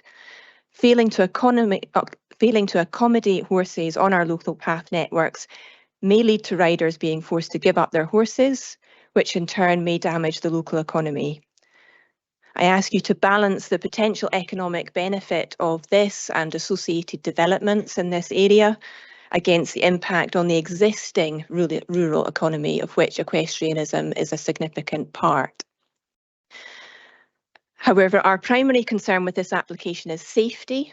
Horses are classed as vulnerable road users in the Highway Code, as they are more likely to be involved in road accidents and more likely to suffer severe consequences. In 2023 alone, across the UK, 66 horses and 3 equestrians died on the roads. So this is a very real threat. Although we have a right to be on the roads and quieter roads are a vital part of our outdoor access networks, access to safe off-road riding routes that separate us from vehicular traffic are vital to the safety of riders and their horses. This path is regularly used by local horse riders who greatly value it as a safe off-road route which links to other safe off-road routes. The BHS does not consider the proposed alteration to this core path and right-of-way to be safe for a number of reasons. The presence of the driving range and golf shop will attract hotel guests and day visitors who will cross back and forth over the route at least 2 points as indicated in the plans, often with rattling golf trolleys in tow. From the application for planning permission in principle, reference 23/00833/IPM, which is referred to in your report, which was approved on the 13th of December, the intention is to build a spa and leisure centre, which would include a gym, a pool, treatment rooms, 2 cafes, and also a significant number of self-catering holiday lodges immediately alongside this route. This will surely lead to lots of hotel guests, self-catering guests and day visitors using this route on foot and by bike, if not by vehicle. And again, from the same previously approved application, I understand the intention is to build a delivery hub in the westernmost corner of this site. And I also understand that the intention is for goods from this delivery hub to be transported along the route that we're discussing here today with electric vehicles, along all or part of the core path and right of way. The accumulative effect of all these different developments immediately adjacent to this core path and right of way is that it will become a busy route with hotel guests, day visitors, staff and electric vehicles mixing with walkers, cyclists, horse riders and other path users. The potential for negative interactions is very, very high. I understand the committee must consider this application on its own merits alone, but I ask you to remember that this route does not exist in isolation, and it has been used for the public for decades, if not hundreds of years, and it should be available to them for decades to come. I am concerned that it will become unsafe and therefore unusable for horse riders, who will then in effect lose their access along this route and therefore the routes that it connects to. Your decision here today should be a future-proof decision. My frustration is that option 3, the westernmost route considered, is the preferred route of local horse riders, including the equestrian representative on the local access forum, who does not support the option proposed here today. Very little work would be required, as horse riders prefer a turf surface, as do many walkers and runners. And it's disappointing that the applicant has not given this option more consideration. The slightly increased length and gradient are not significantly different to the existing route and do not concern local horse riders. And the character of option 3 is very much in keeping with other routes in the area. Netting similar to that on the existing driving range could easily protect users from golf balls. As a planning application for the proposed delivery hub has not yet been submitted, it would seem very possible to incorporate a shared use path along the route of option 3 into these plans. And the British Horse Society would be very happy to work with the developer directly to come up with an appropriate plan. Thank you for your consideration of these comments today.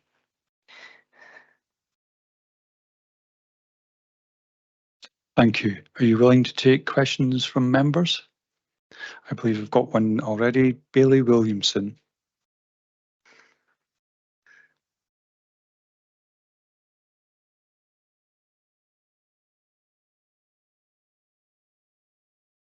Sorry about that. You mentioned about the outdoor access code there earlier, and my understanding is that horse riders and walkers are allowed to cross a driving range and a golf course. So therefore, this compromise position, that might not be a safer route for horse riders to take rather than crossing in front of a golf driving range. Having said that, I'm just wondering if you could give me some idea of the impact of horses passing the golf driving range and golf balls getting hit with a regular smack, and whether that would spook them. Thank you for your question. I agree that horse riders continuing to use the current line of the core path and right of way, once the driving range has been put in place, would not be safe. So there is a need for a diversion, but I don't believe option 2 is the safest option. I believe option 3, which was considered and then discounted, is very much a safer option. The sound of striking golf balls is something that horses are very aware of and can startle them. It's not generally an issue on wider golf courses because it's relatively infrequent, and horse riders will tend to keep to the parts of the golf course that are a bit further away from where balls are being struck or where balls are being struck frequently. Obviously, the frequency of balls being struck in a driving range is much, much higher than in the wider golf course. I did note that in response to our written comments, that a condition had been added to this to, rather than having a very high fence alongside the route, a very high hedge alongside the route, which would completely screen the driving range from the path. In response to our comments, it had been suggested, I think it's a condition, it's been a suggested condition that be lower level planting, because that allows the riders and the horses to see the source of the noise, which for the riders allows them to prepare, and for the horses as a prey animal, as a flight animal, they always much prefer to see where an unfamiliar noise is coming from, and that is much less disturbing to a horse than an unfamiliar noise that they cannot see the source of. I hope that answers your question. Mr. Allen. Thank you, Vice Convener. Thank you for your deputation and your presentation there. I live in Auchterarder, and I'm very familiar with what happens up at Gleneagles. And I'm quite sure, given the amount of equestrian activity up at Gleneagles, you'll be aware of that as well. Can you tell me why this would cause you any further problems to the ones that you would maybe experience already at Gleneagles? Thank you. I think our concern with this is how busy this route is going to be with quite a variety of traffic. So our concern is not the proximity with the golf course or the proximity with the driving range.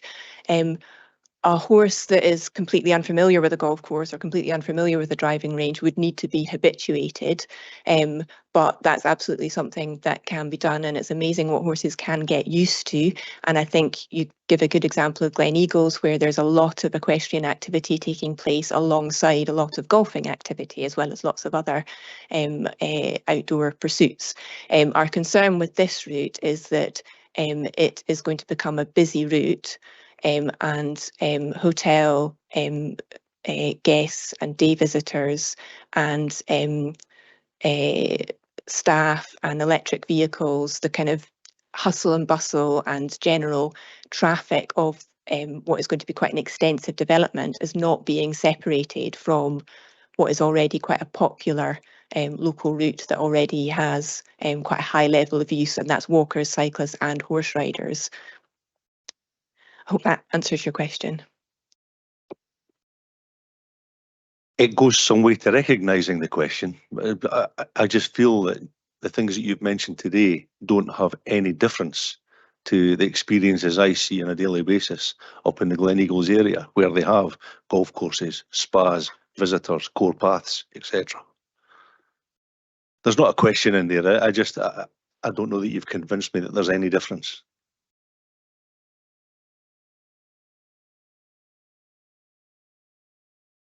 I personally am not intimately familiar with the layout of Gleneagles and whether there's a directly equivalent situation.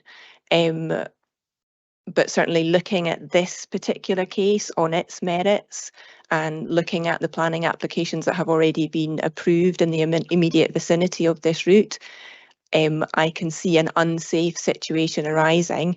And as I say, my concern with unsafe situation arising is that horse riders, as responsible access takers and people who value the welfare of their horse above most other things, will choose not to use the route.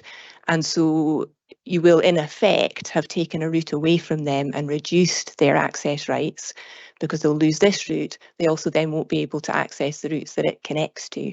And that will be a huge loss to them.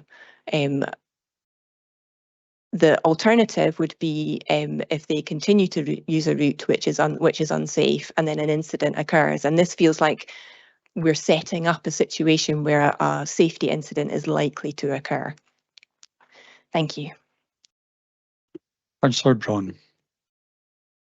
Thanks, Vice Convener. Thank you for your deputation, Ms Davis. I just want to pick up on something else you said. Was one of your biggest concern is the usage of the path by not just horse riders, but by other guests and electric vehicles, cyclists, whatever.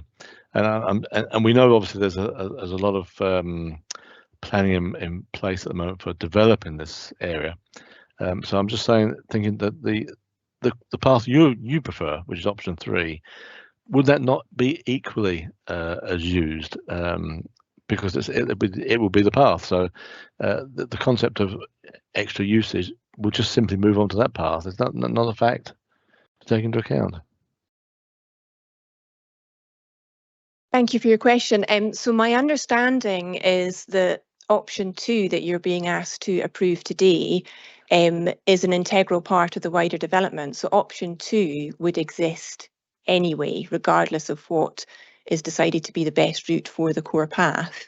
So the hotel traffic that is going to the driving range and the golf course and the spa and leisure centre and to the self-catering cottages would use the route that also follows a similar line to option 2 that you're being asked to consider today. So diverting the core path and right of way to option 3 would separate the users of the core path and right of way from the majority of the hotel and leisure centre and driving range traffic. There would be, of course, no objection, and I very much hope it is the case, that visitors to the hotel and day visitors also get out on our fantastic local path network and enjoy the outdoors and enjoy the beautiful Perthshire countryside alongside local residents. As horse riders, we of course accept that we are always going to have to share routes, and we're very happy to share routes. But the issue in this case is not sharing the route with other access takers, it's sharing the route with that increased and increasing volume of traffic associated with the hotel and other developments.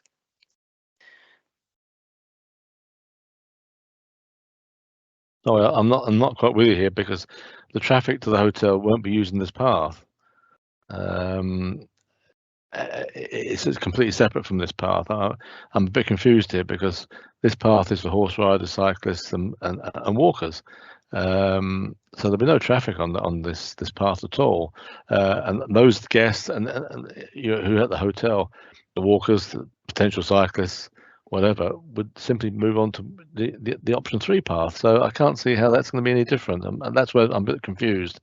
And also you have the added danger, I would suspect, of being at the end of the driving range, which I think I would have thought that horse riders would prefer to be around the back of the driving range rather than going in front of it.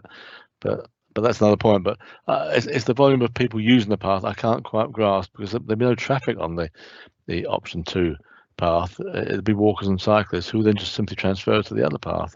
That's why I'm a bit confused. I'm sorry. Can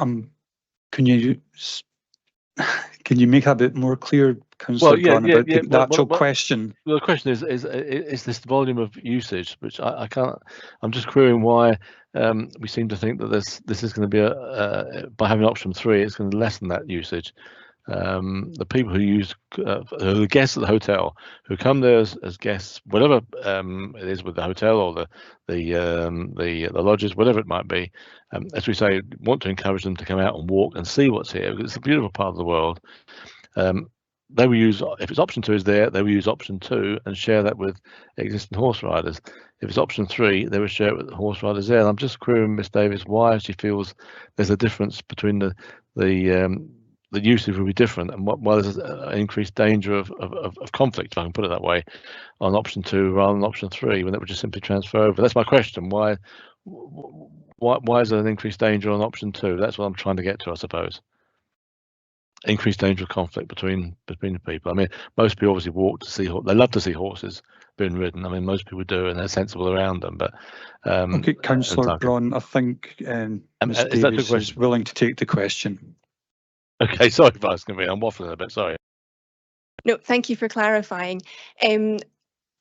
When I say hotel traffic, I don't just mean vehicles, although, as I say, my understanding is that there is going to be electric vehicles travelling from the delivery hub in the westernmost corner of the site along the line of this proposed option 2, or at least all or part of the line of this proposed option 2.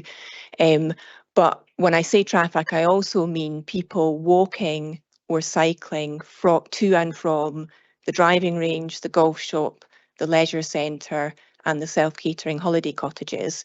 So people who are visiting the hotel and its facilities, as distinct from local people from Scone and the surrounding area, walking their local path network.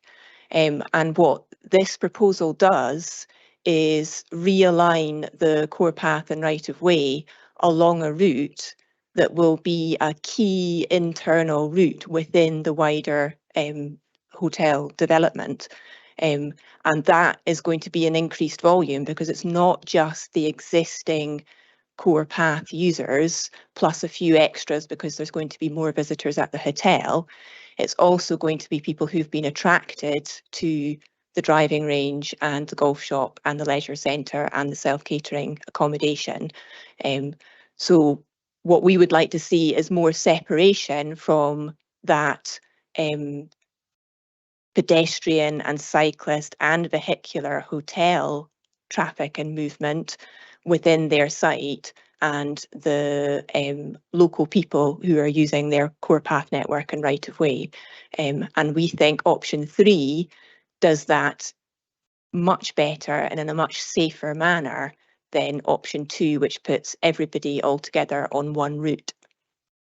I hope that clarifies it a bit better. A bit better. Thank you very much. Thank you.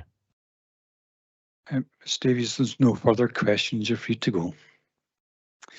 Can I call on Mr. and Mrs. Hay, objectors to the application?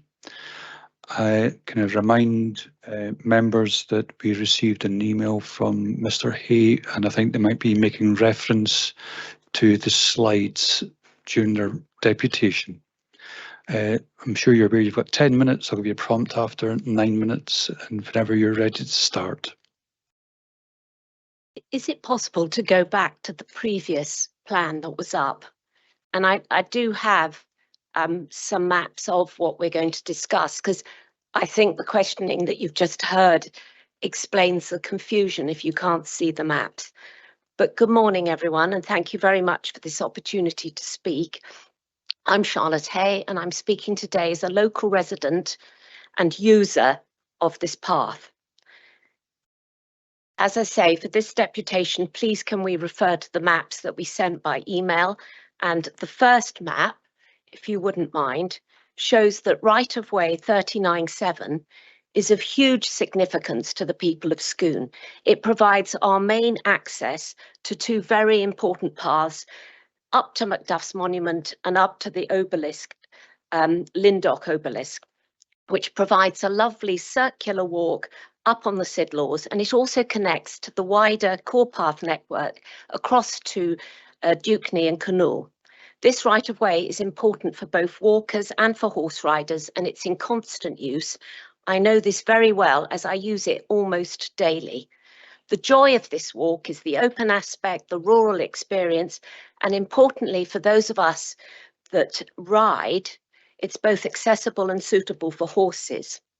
If you wouldn't mind referring to the second map, although the current path, which is in pink, does take you up along the length of the existing driving range towards 2 Mile House, this is a very quiet and largely unused track with the driving range hundreds of metres away, clearly visible through a link fence. And this doesn't trouble the horses because they can see ahead, they know there are no threats, despite any noise of golf balls being hit. Whereas option 2, the proposed core path, is really not suitable for horses. And I would suggest, nor is it suitable for current path users, including walkers with dogs and walkers with children. To explain why, you have the detail of option 2, which is actually up here on your screen. I ride horses and I must have ridden up this bridleway hundreds of times in all seasons and all weathers. Now, horses are sensitive creatures and they're unpredictable. Option 2, the proposed path, is enclosed, and this will immediately make them much more anxious, especially when they're brought to this pinch point, as you can see, just behind the driving range, where it crosses 2 footpaths where golfers are accessing the golf shop and the driving range. There will be very close proximity in this area between all users of this path, including golfers with or without their golf buggies. And really, it presents multiple potential risks that are not encountered on the existing path. And this potential conflict between horses and other path users really doesn't happen at the moment, because there's very excellent visibility, lots of open space to either side, and horses can be moved across and let others pass, particularly if they've got children or dogs. Furthermore, horses on the current path would never come into contact with golfers with or without their buggies. And then when they pass the current driving range, it's at least 50 metres away. And because it's open with good visibility, the horse remains relaxed and calm. And I promise you, this would not happen with option 2. The greatest problem, however, is the electric vehicles that are going to be shuttling supplies up from the proposed delivery hub. The size of this delivery hub and the scale of the proposed development suggests these electric vehicles will be buzzing up and down this path all day long, carrying laundry, food, etc. These electric vehicles are silent, so they can creep up behind a path user, and that definitely increases the risk of conflict. And frankly, what is being proposed really isn't safe and doesn't meet the legal requirements that this right-of-way should be suitable for current users, including horses. Indeed, no responsible rider like myself would wish to use the proposed path, and perhaps that is the developer's intent. But anyway, so much for reducing conflict between path users and vehicles. The proposed route will be putting all path users in constant conflict with these electric vehicles, which will be coming. Okay, they have to join that current core path for at least half the distance. So this proposed core path cannot be a substitute for the right-of-way and cannot be used by horse riders. I believe it's been put forward as a solution for the core path diversion because it has to be built anyway. Otherwise, how will the supplies be distributed from the proposed delivery hub, since these electric vehicles will not be allowed on the public road? A much preferred route, as you've heard from all of us, is option 3. This can be created with minimal effort, minimal expense. And as you'll see on the next drawing that we sent you, it would only require a minor modification of the orientation of the delivery hub to be swung more into the field, and then there would be room for a wide grassy track, which actually, by the way, already exists, which goes behind the delivery hub, along the Bonnard Nursery, up the hill, and along the southwest boundary of the current driving range. And this has huge advantages as an alternative right-of-way. Most of all, it'll keep walkers, dogs and horses away from all the golfing activity, away from the resort, and well away from any hotel development. It will retain a rural character for the public users gaining access to the hill, and there'll be plenty of open space for horses to get out of the way of walkers and vice versa. And most important, no risk of any conflict with vehicles. This preferred right-of-way would need to come off before the entrance where lorries would be turning into the delivery hub. And you would need a short section of link fence where the core path passes the far end of the new driving range. Most golf balls will be running along the ground at this point, but you would still need a link fence just in case. But there's no need for this right-of-way to be a solid path. A grassy track is quite sufficient and is already there, so long-term upkeep would be minimal, and only minor works are needed to make a safe route off Murray's Hall Road and appropriate route out at the upper end onto Balcraig Road. So honestly, option 3 should be the obvious option. It ensures bridleway status. It will secure Section 208 approval, and of huge importance to future generations living in Scone, the future viability of this right of way. And I do think the arguments against option 3 are tenuous. Option 2's got to be built anyway, if the indicative master plan goes ahead, and this will provide a solid route for cyclists or for those with limited mobility, should they wish to take that path. The steepness of the incline on option 3 is very spurious argument, since most of these walkers are heading for Macduff's or the Obelisk Pinnacle, which are much steeper and much more prolonged hills than this short section. So if you approve this path today, I believe it will seriously degrade an important community asset, and that PKC should really be striving to protect. It will be a clear example of money speaking and community benefit being ignored. And I implore you to reject the current proposal, force the developer to engage with us in a meaningful way, to find a core path diversion that's appropriate and mutually acceptable, and also that won't need to be changed yet again when the master plan development gets underway. I put it to you, option 2 is totally unsuitable for current users, especially horses, and this right of way should be diverted using option 3 or a modification of option 3. And with that, you get the best of all worlds. Path users will benefit from an appropriate right of way, and a solid path will also be available for those who wish to use it. So thank you very much for listening to me.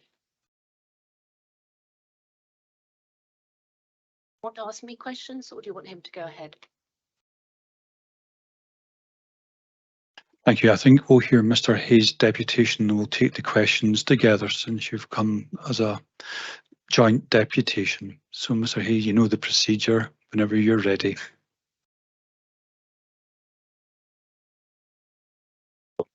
Sorry, can you hear me now? Yeah. Good morning and thank you for the opportunity. That better? Yeah, okay, good, sorry.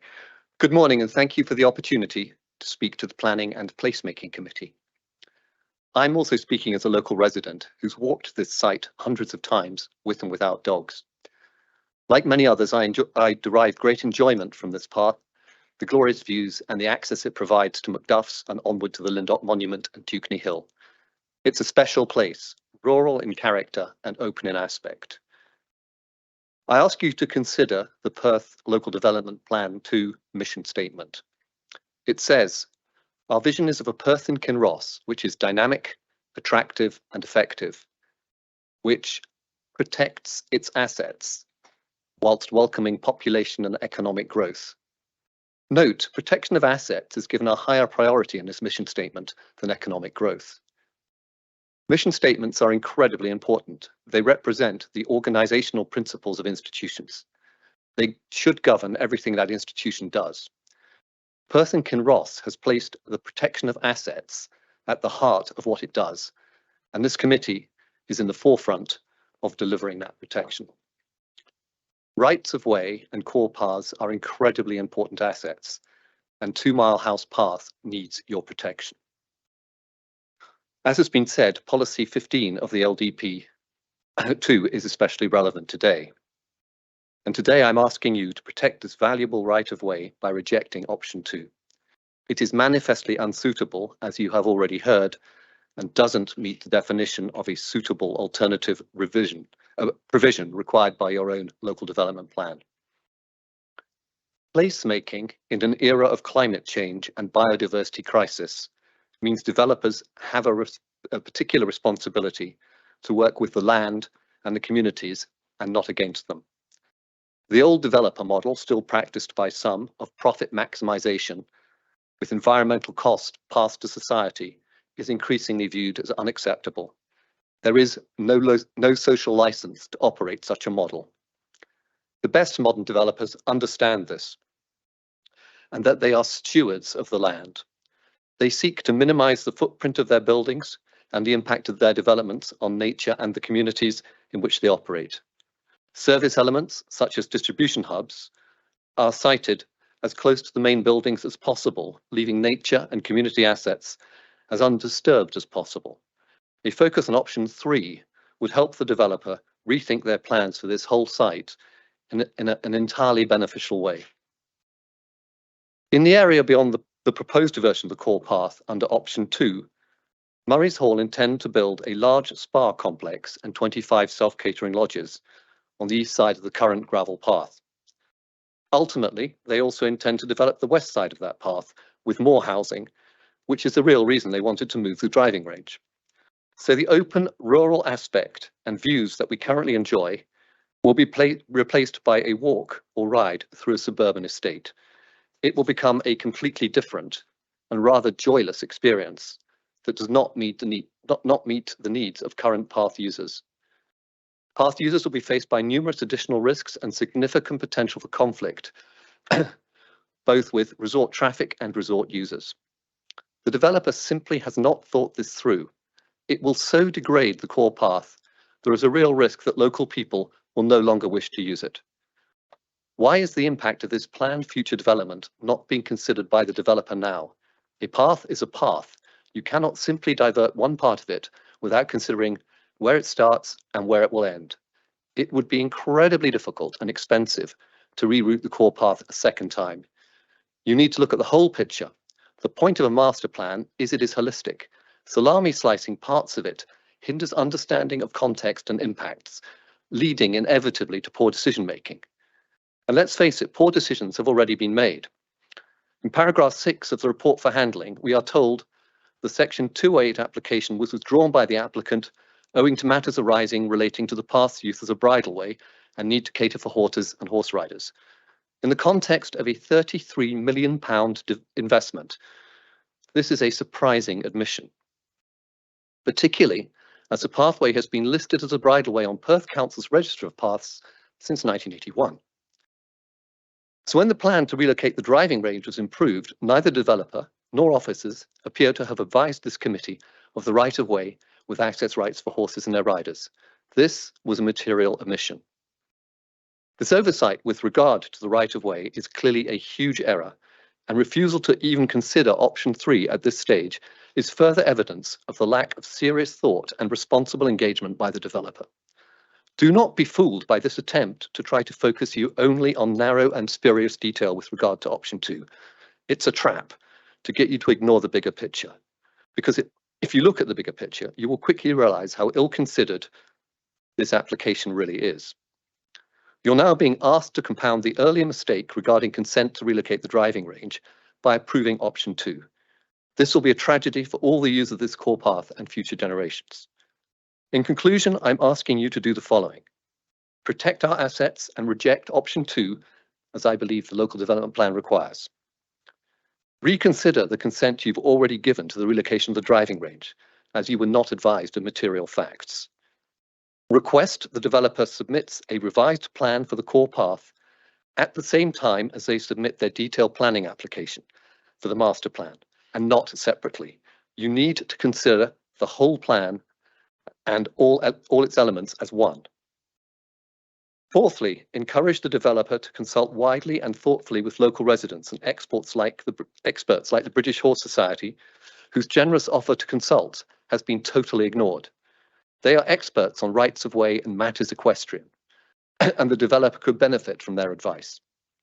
Only then, I think, do you have a chance of meeting the requirements of your own local development plan, and specifically policies 15 and 42.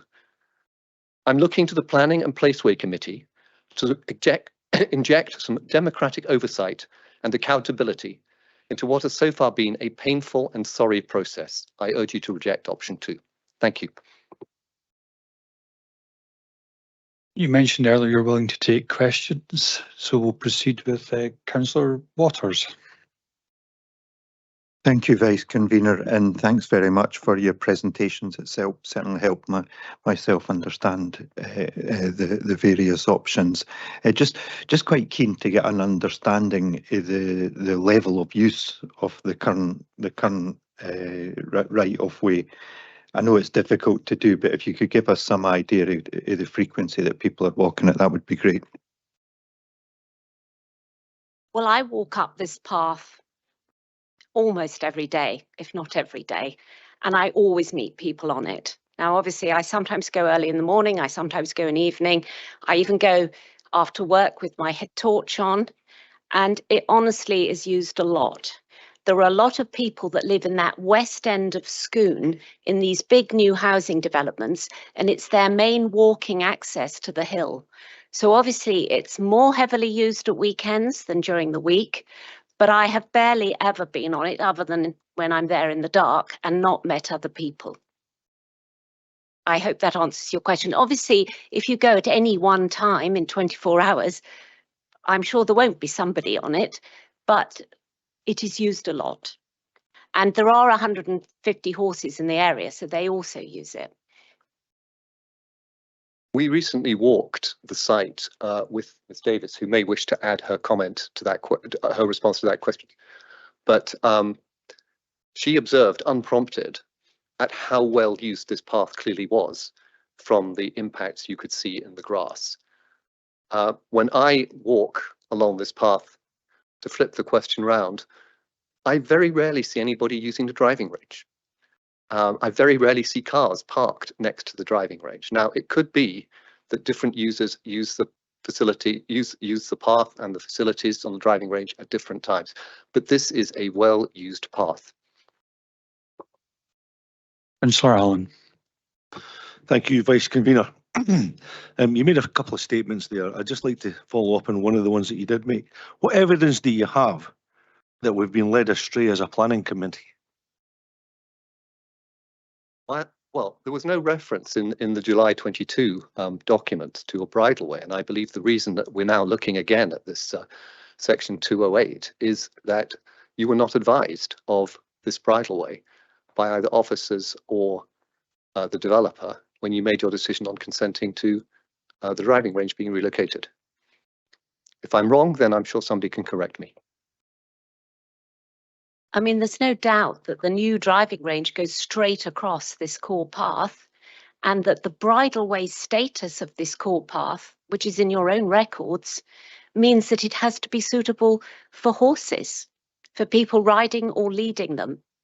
And I can't see how the current option that's being put before you is suitable for horses. Councillor Massey. Thank you. You spoke about vehicles using the new path that they're proposing. Electric vehicles, maybe it's coming up to people not hearing them. Now, I've been looking at the map from the 2 Mile House to get to the Lindock Monument Path or the Macduff's Monument Path. You have to access a road, unclassified road. Would that not be the same case that electric vehicles, you'd have the same concerns about electric vehicles on that road approaching people unaware that they were there? Indeed, you do have to walk either down Balcraig Road a short distance to get to the Murray's Hall path, or up Balcraig Road a short distance to get to the Obelisk path up Murray's Hall Hill. However, Balcraig Road at the moment has very little traffic. It's also not suitable for heavy traffic. And I believe so much so that, you know, the Murray's Hall development have said that they wouldn't want to route traffic that way, because it is perfectly unsafe if you increase the traffic. So yes, there are some hazards on that road at the moment, but we're not talking about little electric shuttle vehicles buzzing up and down that path, that road constantly. And this is my concern.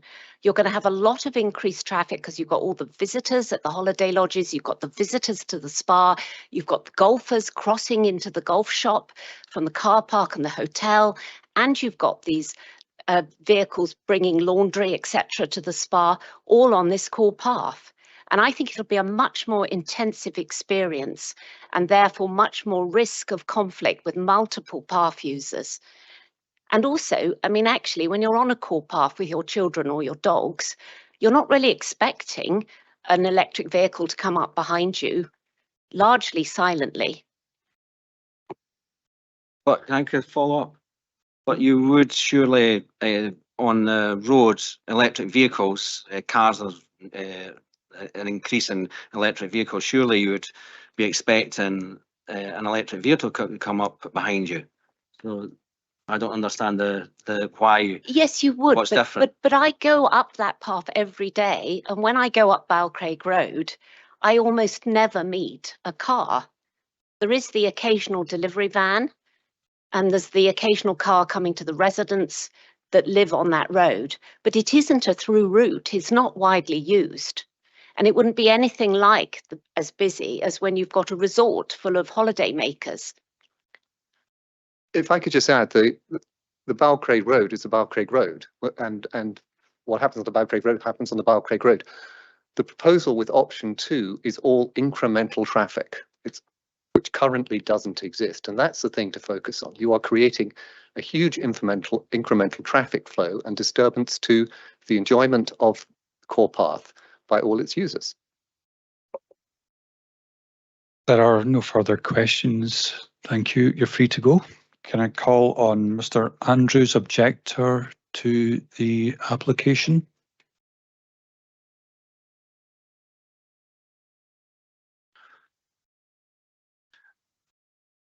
Mr. Andrews, I'm sure you know the procedure. You have 10 minutes for your deputation, and I'll give you a prompt after 9, and you'll be able to switch on your mic when I switch my one off.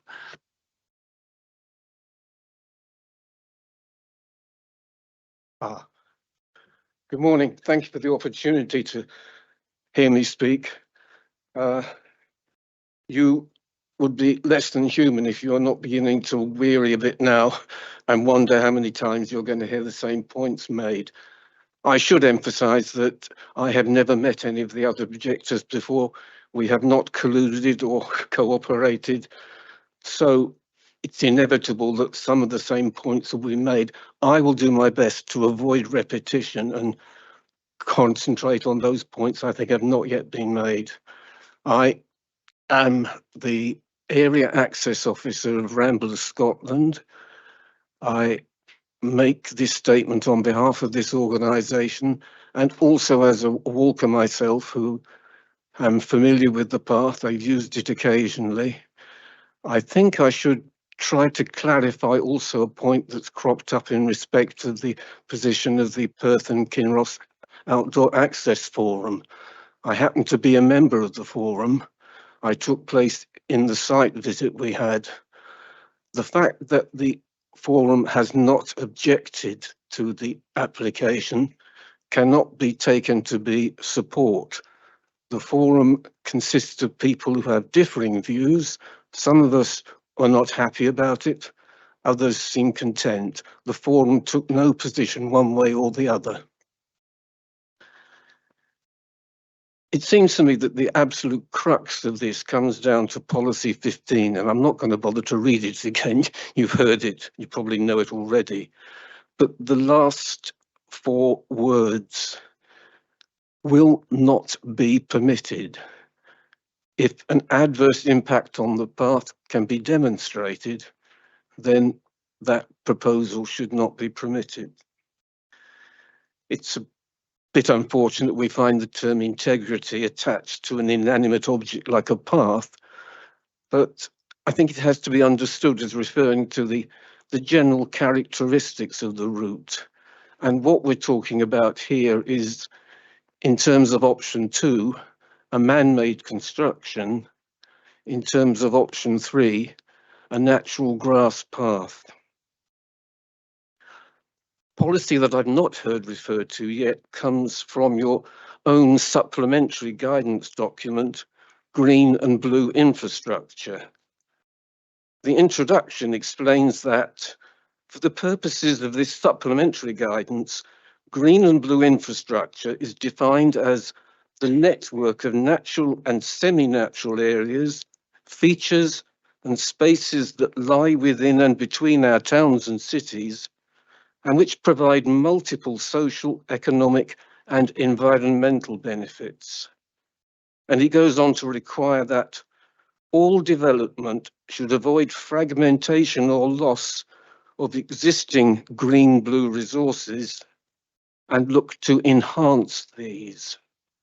Where adverse effects are unavoidable, They must be identified at an early stage and full mitigation and compensation implemented through design. There are numbers of references in the report to alleged improvements to the path. The improved standard of the surfacing, for example. But this core path is a historic right-of-way of a rural character. It's not a constructed path in a town park. So I ask you, therefore, to consider not only the highly debatable desirability of rerouting the path into an unnatural environment of black and grey, you might say, rather than green and blue, but would there be any genuine disadvantages in adopting option 3? Option 3 is criticised on account of, amongst other things, having a problem with a steeper gradient. It's not clear for whom this would be a problem. Even disability vehicles cope with far greater challenges than this would pose. And the gradient here would be markedly less than one finds further up the hill on the same path.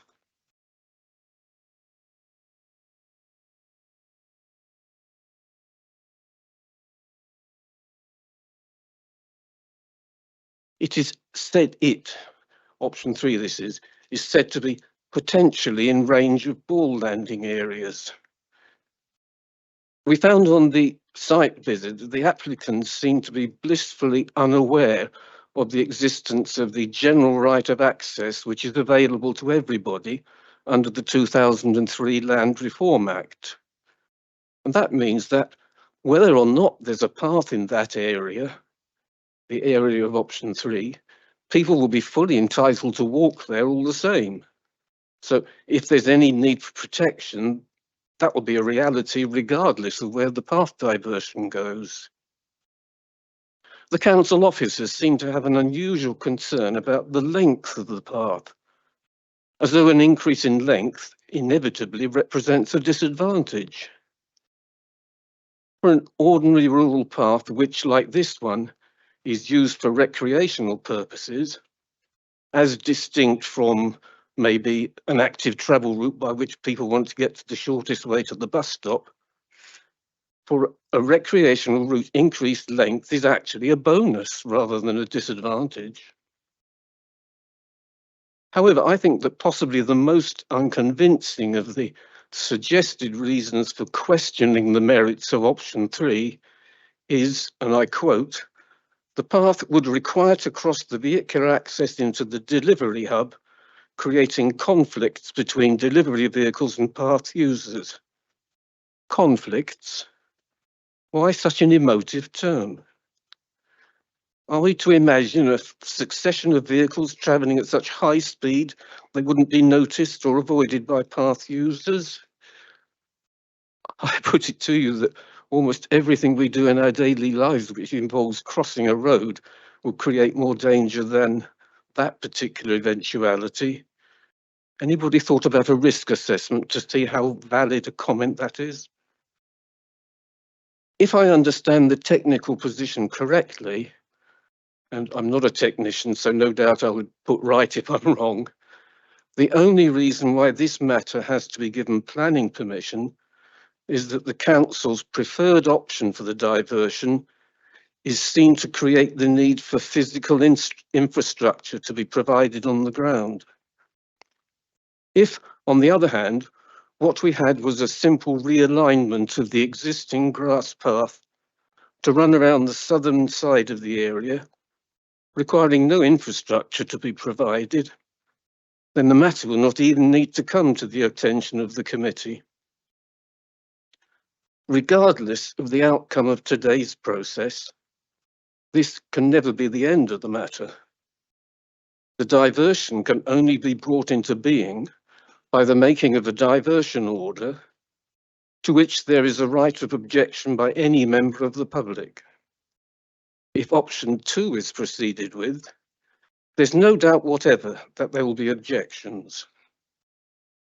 These will require the implementation of a long drawn out process involving the Scottish Government in setting up a public inquiry or hearing, the drafting and lodging of statements of case, and the cross-examinations of the inquiry itself. That will be followed by a further lengthy period before the final decision is published.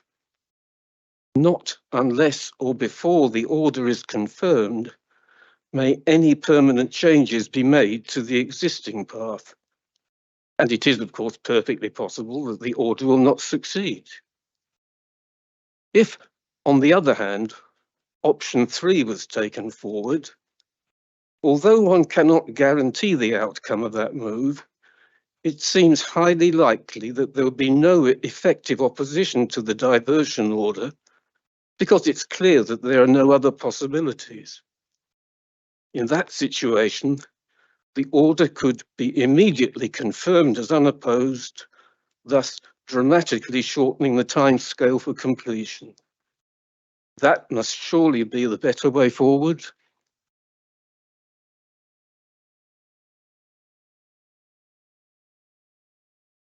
Thank you, Mr. Andrews. Are you willing to take questions from members?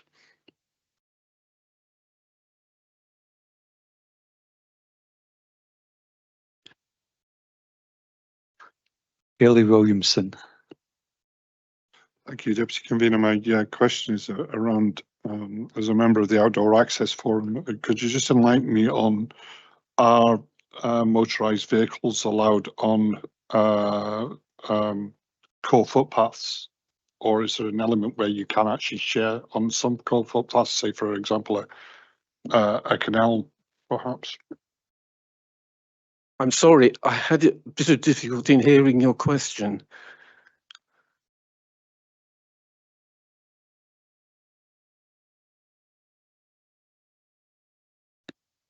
Thank you. Can you hear me now? And I was just wondering, as a member of the Outdoor Access Forum, if you could let me know or just remind me on are core footpaths, or should I say, can motorised vehicles, say electric buggies or disabled buggies or any form of electric buggy, be share a core footpath? Yes, disabled vehicles certainly are permitted. I know of no others that are. So essentially, you're allowed to use your disabled or motorised wheelchair or disabled buggy, but no other motorised vehicles are allowed on a core footpath. Is that correct? Unless they are vehicles of the landowner, of course, which is a different matter. But yes, that's my understanding. Mr. Andrews, there's no further questions. You're free to go. Can I call on Mr. Ewing, agent for the application?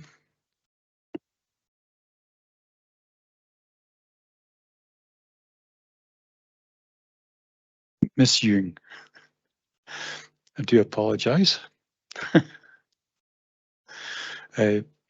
Miss Ewing, you have 10 minutes for your deputation. I'll give you a prompt after 9. Good morning. I'm Alison Ewing, Senior Planner at Turley in Scotland.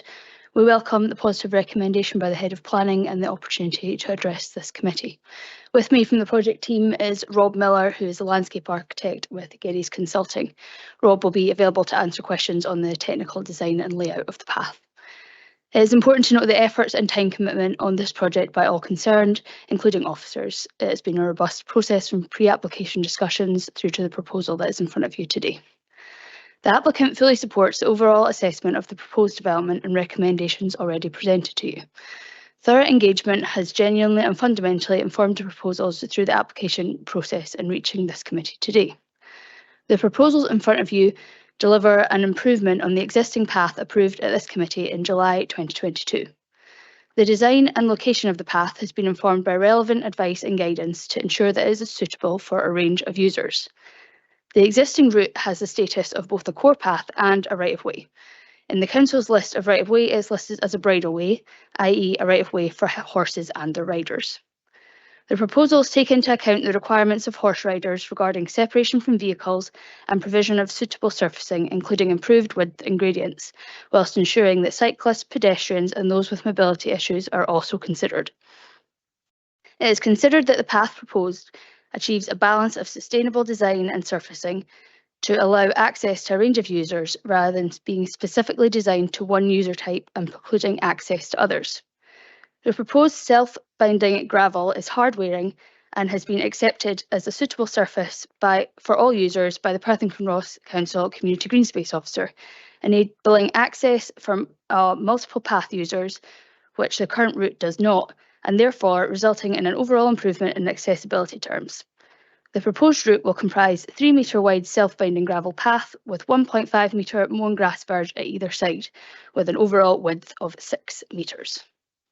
The Perth and Kinross Community Council Green Space Officer has also advised no objection to the proposed development, noting that the realignment of the path will see a significant improvement in the overall from the previously proposed and approved realignment. Under the Land Reform Scotland Act 2003, horse riders enjoy equal rights of access as walkers, cyclists and other non-motorised users to most land. In line with BHS guidance, in drawing up core path plans, access authorities are obliged to consider the needs and interest of all users and to cater for everyone, including those with disabilities. It can be concluded that the proposed path before you today not only serves as a significant improvement to that previously approved, but ensures access opportunities for a range of path users. Should the proposals be approved at committee today, an order to stop up and divert the affected path under the Town and Country Planning Scotland Act 1997, Section 208, will be required and undertaken by the applicant. I would also add that based on prior deputations, we can confirm that the proposed path is not proposed for use by electric vehicles. Thank you for your time. We're happy to respond to any questions you may have. Thank you. Could members populate the chat if they have any questions? Councillor Illingworth. Thank you. Can you tell me the total length of diversion? Is it a mile or 2 miles or much less than that? The diversion will result in a 100 metre extra length from the existing path. Councillor Braun. Thanks, Vice Convener. Thank you for your deputation. One of the points that came up in various objection comments was this concept of electric vehicles using this path from the proposed hub to deliver items to the main hotel area. So you mentioned there was no electric vehicles planned, but can you just clarify that that is the case? And for the purposes of everybody's information, how goods will be moved from the hub to the hotel area? Yes, there's no electric vehicles proposed to use the path. In terms of how the vehicles will be used, we've not got to that stage in a plan for the delivery hub. It's at very early stages of design. But this path, I mean, you can see by the route, it comes from Murray's Hall Road up to like the top. It doesn't really go anywhere near where the delivery hub would be, because it would come from a different direction. So no, it's not proposed for use of vehicles from the delivery hub. And that's a clear-cut decision. There's no electric vehicles on it. Yes. Thank you. Ailey Williamson. Thank you, Deputy Convener. My question is for the landscape architect. I apologise, I didn't catch your name. It's around the planting plan for the golf driving range, and I was just wondering about the suitability of. You put 3 species of trees down there, which I think Fagus sylvatica, which is beech, oak, and a Douglas fir, who I'm not going to try and say the Latin name. And I was just wondering about the suitability of them on a driving range, particularly around being struck by golf balls, and whether we're setting them up for a failure, and B, the amount of rubbish that falls out of them, particularly in high winds. Hi, my name is Rob Miller. Just for clarity, I'm the landscape architect purely for this path diversion within this application. The actual proposals for the driving range were by a previous landscape architect, and that's not really a subject for this application as far as I'm aware.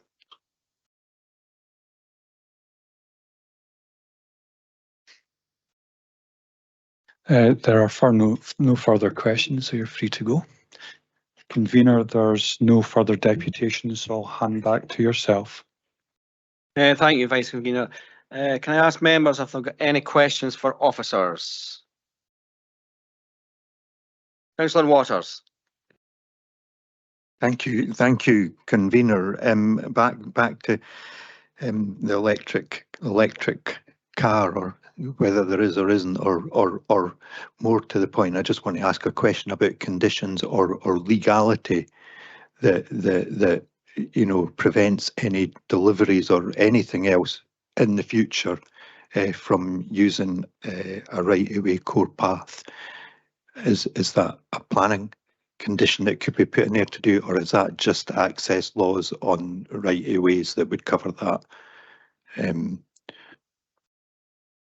I think the deputation from the applicant maybe give you some clarity on that, but I'd maybe say that at this point in time there is no delivery hub approved, there is no route to connect to the core path approved, there is no indication of what vehicles would be using any particular route. These are subsequent applications that would come before us, and if there was considered to be any particular issues with the arrangements shown, then we could consider them at the time. But there isn't any proposal to in detail to provide a delivery hub in the location shown. There were purely indicative drawings that supported the planning permission in principle application that was approved. Thank you. Councillor Allen.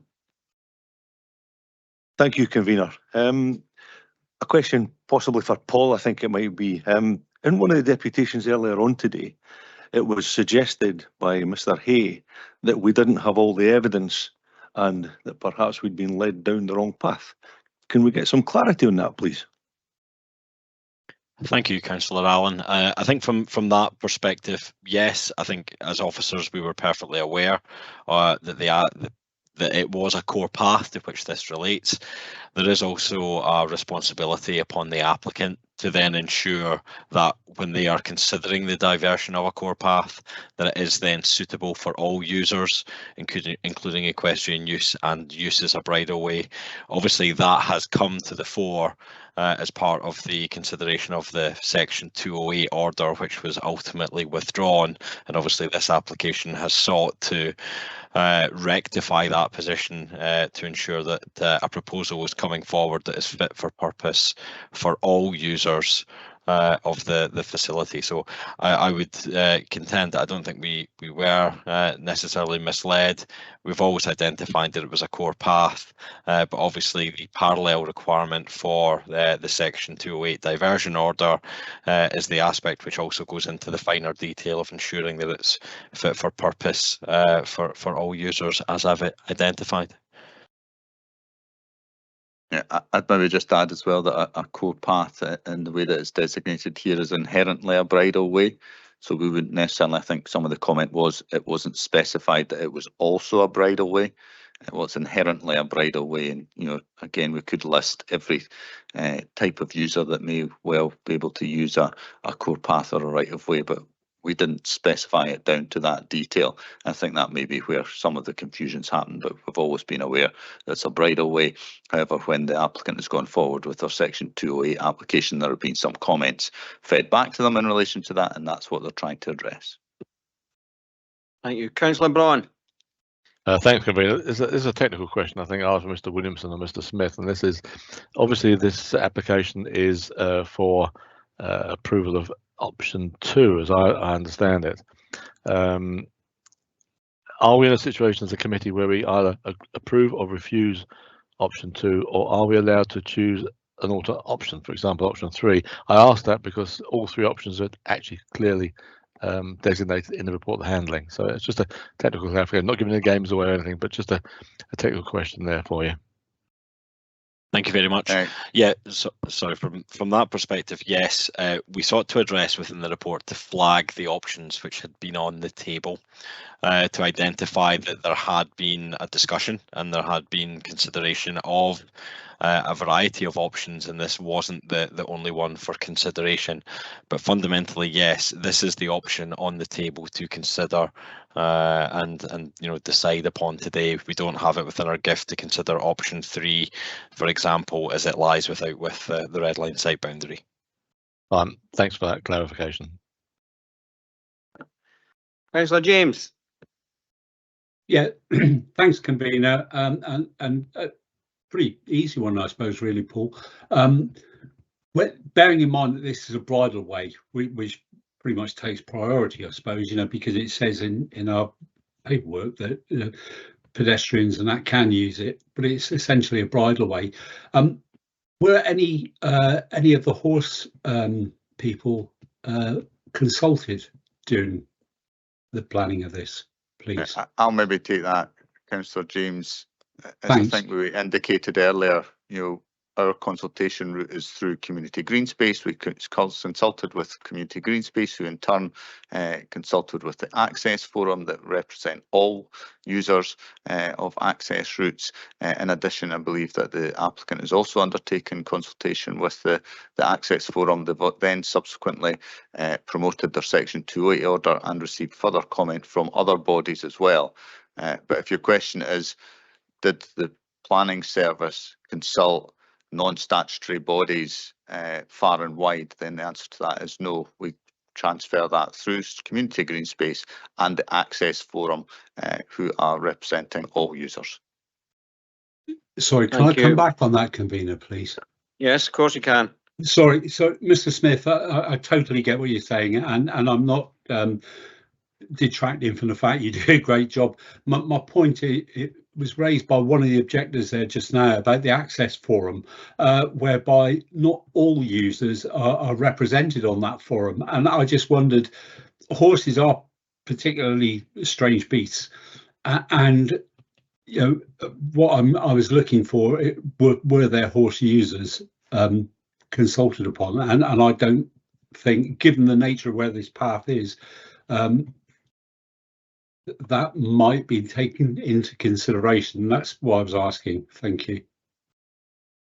Maybe in clarity then, the issue of use by horses has been subject to discussion through Community Green Space and, as I understand it, with the Access Forum. My recollection of the discussion, which may or may not be correct, was that the party representing the Ramblers Association said that there was discussion at the Access Forum, but it wasn't a unanimous agreement, and they didn't subsequently comment on the application, and that shouldn't be read as either support or an objection. But in our experience, the Access Forum are usually very, very willing to comment if they have a particular issue, and we have had discussions with them on many, many subjects over many, many years. Thank you. Any further questions?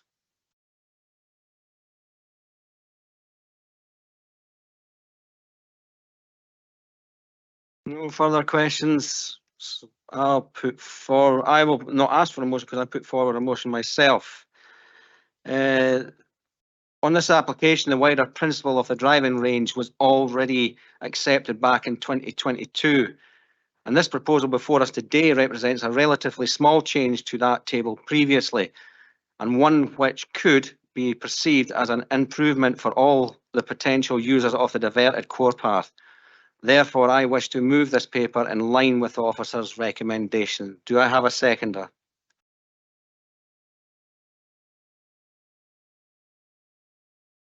Councillor Illingworth.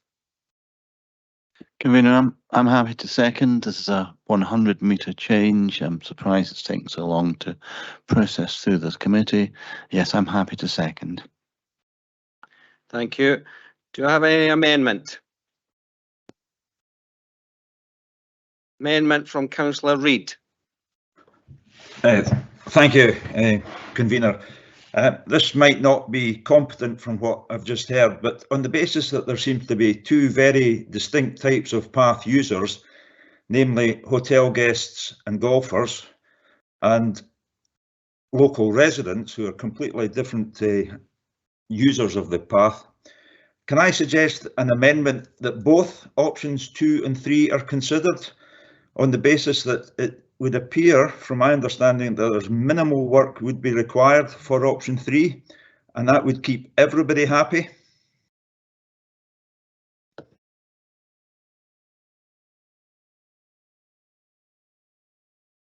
Just give us a minute here, Councillor Reid.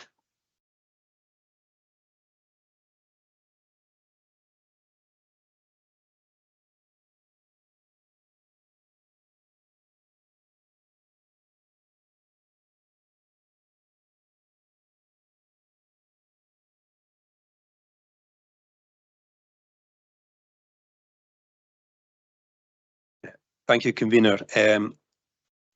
Councillor Reid, that's not competent amendment. The applicant has come forward with a particular application, which is option 2. Option 3 is therefore not before this committee to determine this afternoon. Okay, well, can I put in a second amendment, and that's to refuse the application on the basis that it's not enough information was given fully and openly and transparently to the committee? Again, I think that's on, as it stands and is expressed there, it is not sufficient to constitute a competent amendment. Councillor Reid, you'd have to say why or tease it out further. Well, I don't think that we were given the full information about the bridle path as being crucial to it, because to lay people like myself, a core path is something that I walk on.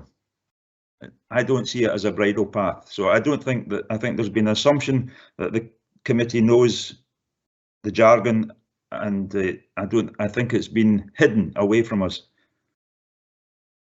I think the difficulty you've got there is that's perhaps a criticism that would be levelled against the council's previous approval of the resiting of the driving range. That has happened, and you may or may not feel that you had a sufficiency or otherwise of information when that decision was taken. Now you're being asked to consider a diversion of the core path consequential of the resiting of the driving range. And I don't think it's been suggested that today there's an insufficiency of information to allow you to determine this application, which is the relevant matter now before you. Well, okay, I'll bow to that. I've just been persuaded by the very good arguments from the deputations that what we're approving today is, or being asked to approve today is wrong. Councillor Reid, can I clarify that you're withdrawing your amendment? You can clarify that. Yes, Ian. Thank Convener. Yep. Thank you. Thank you. Do we have any other amendment? Councillor James. Yeah, I'll try and word it better, Convener. I propose that we refuse this application as it stands. As somebody who's intimately involved with the, and I don't mean that, don't take anything by this, with the horsing fraternity, and this is essentially a bridle way. So the safety of horses is my first concern, and we should be, if we're diverting a core path or bridle way in this case, we should be replacing like for like, you know, something that is as good as was there before, at least. And in this instance, I don't think the proposal before us gives that, because it does go past the end of the driving range. And as we've heard very eloquently from Ms Davis, horses are so easily spooked, and this is an accident waiting to happen if we allow a bridleway to pass this close to the driving end of a driving range. And for me, option 3 is without doubt the most sensible option, and I'm really surprised that this wasn't considered. You know, okay, we were talking about the steepness and the inclines and everything else. It's not too dissimilar to what's already there, and it does replace a bridleway and core path, which people are quite happy to use as it is at the moment. So to my mind, I would much rather see the option 3 used, and I would refuse this, as has already been mentioned by a couple of the objectors. Policy 15, definitely. Policy 16, I suppose you could, social, culture and community facilities. At the end of the day, that's what it is, and I don't think it would seriously affect the ability of the community facilities in the locality, because it stops horses have no problem using the facility as it stands just now. If we were to change it, have the driving range there, it would hamper or make it very difficult for horse users to use it. So policy 16, I think, is also valid. I was trying to look on, because I have it up here in front of me, I was trying to look at national framework, national planning policy framework for something, and the only thing I could find in the very short time where I've been trying to find something would be policy 21, development proposals which result in the loss of an outdoor, I mean, this is quite loose, but the outdoor sports facility will only be supported where the proposal is ancillary to the principal use of the site. And the principal use of the site is the golf driving range. That's what's driving this application, and we're actually losing a bridleway. So for those reasons, convener, I propose we refuse it. Convener, if it assists Councillor James, my advice to him is that, given what he said this afternoon, I think he's entitled to founding local development plan policies 15 and 16. I do feel, though, that policy 21 of NPF 4 is a stretch too far. I don't think it advances his position to found on that national document. I think it sounds just a little bit too contrived. But I think what you have said is encompassed within policies 15 and 16 of LDP2. Thanks, Mr. Fogg. Like I said, national policy framework is quite a lengthy document to try and go through, on the hoof, and it was just the first thing that I saw. So I'm quite happy to take your advice on that if you're happy with 15 and 16. Thank you. Councillor Braun, you'll be seconding. Yeah, thanks, convener. This is always going to be a tricky one, I think. To me, I think Councillor Reid came up with the right solution, that we should be dealing with both options 2 and 3. Option 3, from what's been said, minimal amount of work to be done to it, and would divert horses away from this track. It gives everybody a choice of which way they want to go. But we can't obviously deal with the option 3, as Mr. Williamson said, because of we're dealing with just purely option 2. To me, it was actually Miss Davis that persuaded me, I think, with her comments about horses. Horses can be skittish, they can be easily distracted, and I think we have to err on the side of caution when it comes to them, not just for the horses, but because of the rider. It's quite a drop from the top of a horse down to the ground if a horse starts to bolt. So I'm happy to a second. I think, as Mr. Fogg said, policy 15 and 16, I think, is sufficient. Thanks. Thank you both. We now move on to comments. Are there any comments from the committee? Councillor Cuthbert. Thank you, convener. Yeah, I came to this meeting thinking, well, there's nothing wrong with this, but listening to the arguments about experts on horses, I'm actually minded to go for the amendment, simply because if an expert tells me that that's the right thing, then I think we should listen to it. Any further comments?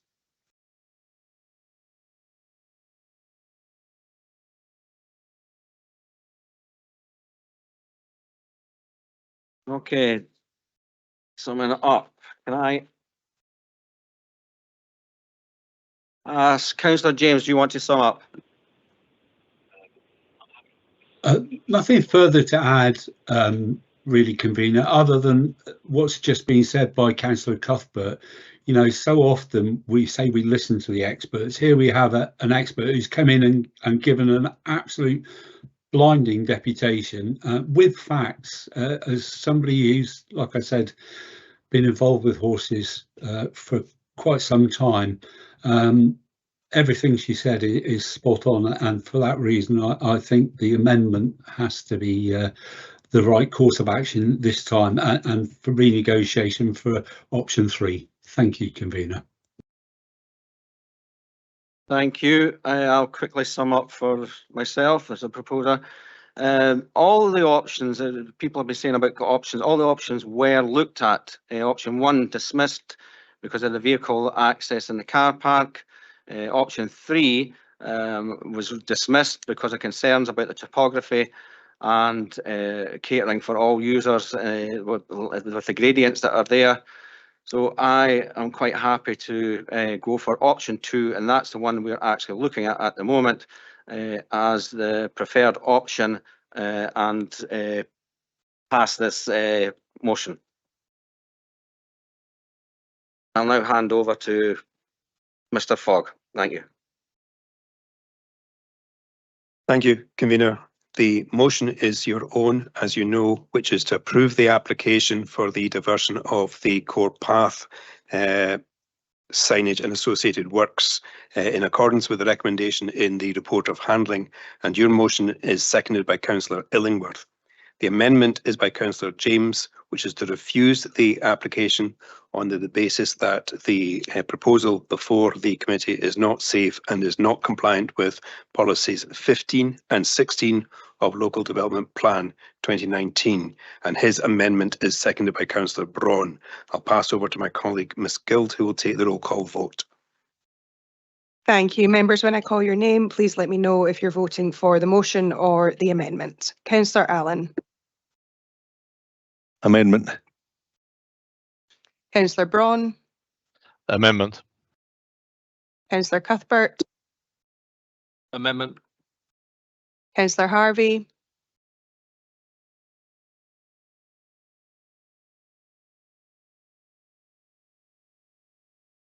Councillor Harvey, if you're on the phone, you need to *6 to unmute yourself, please.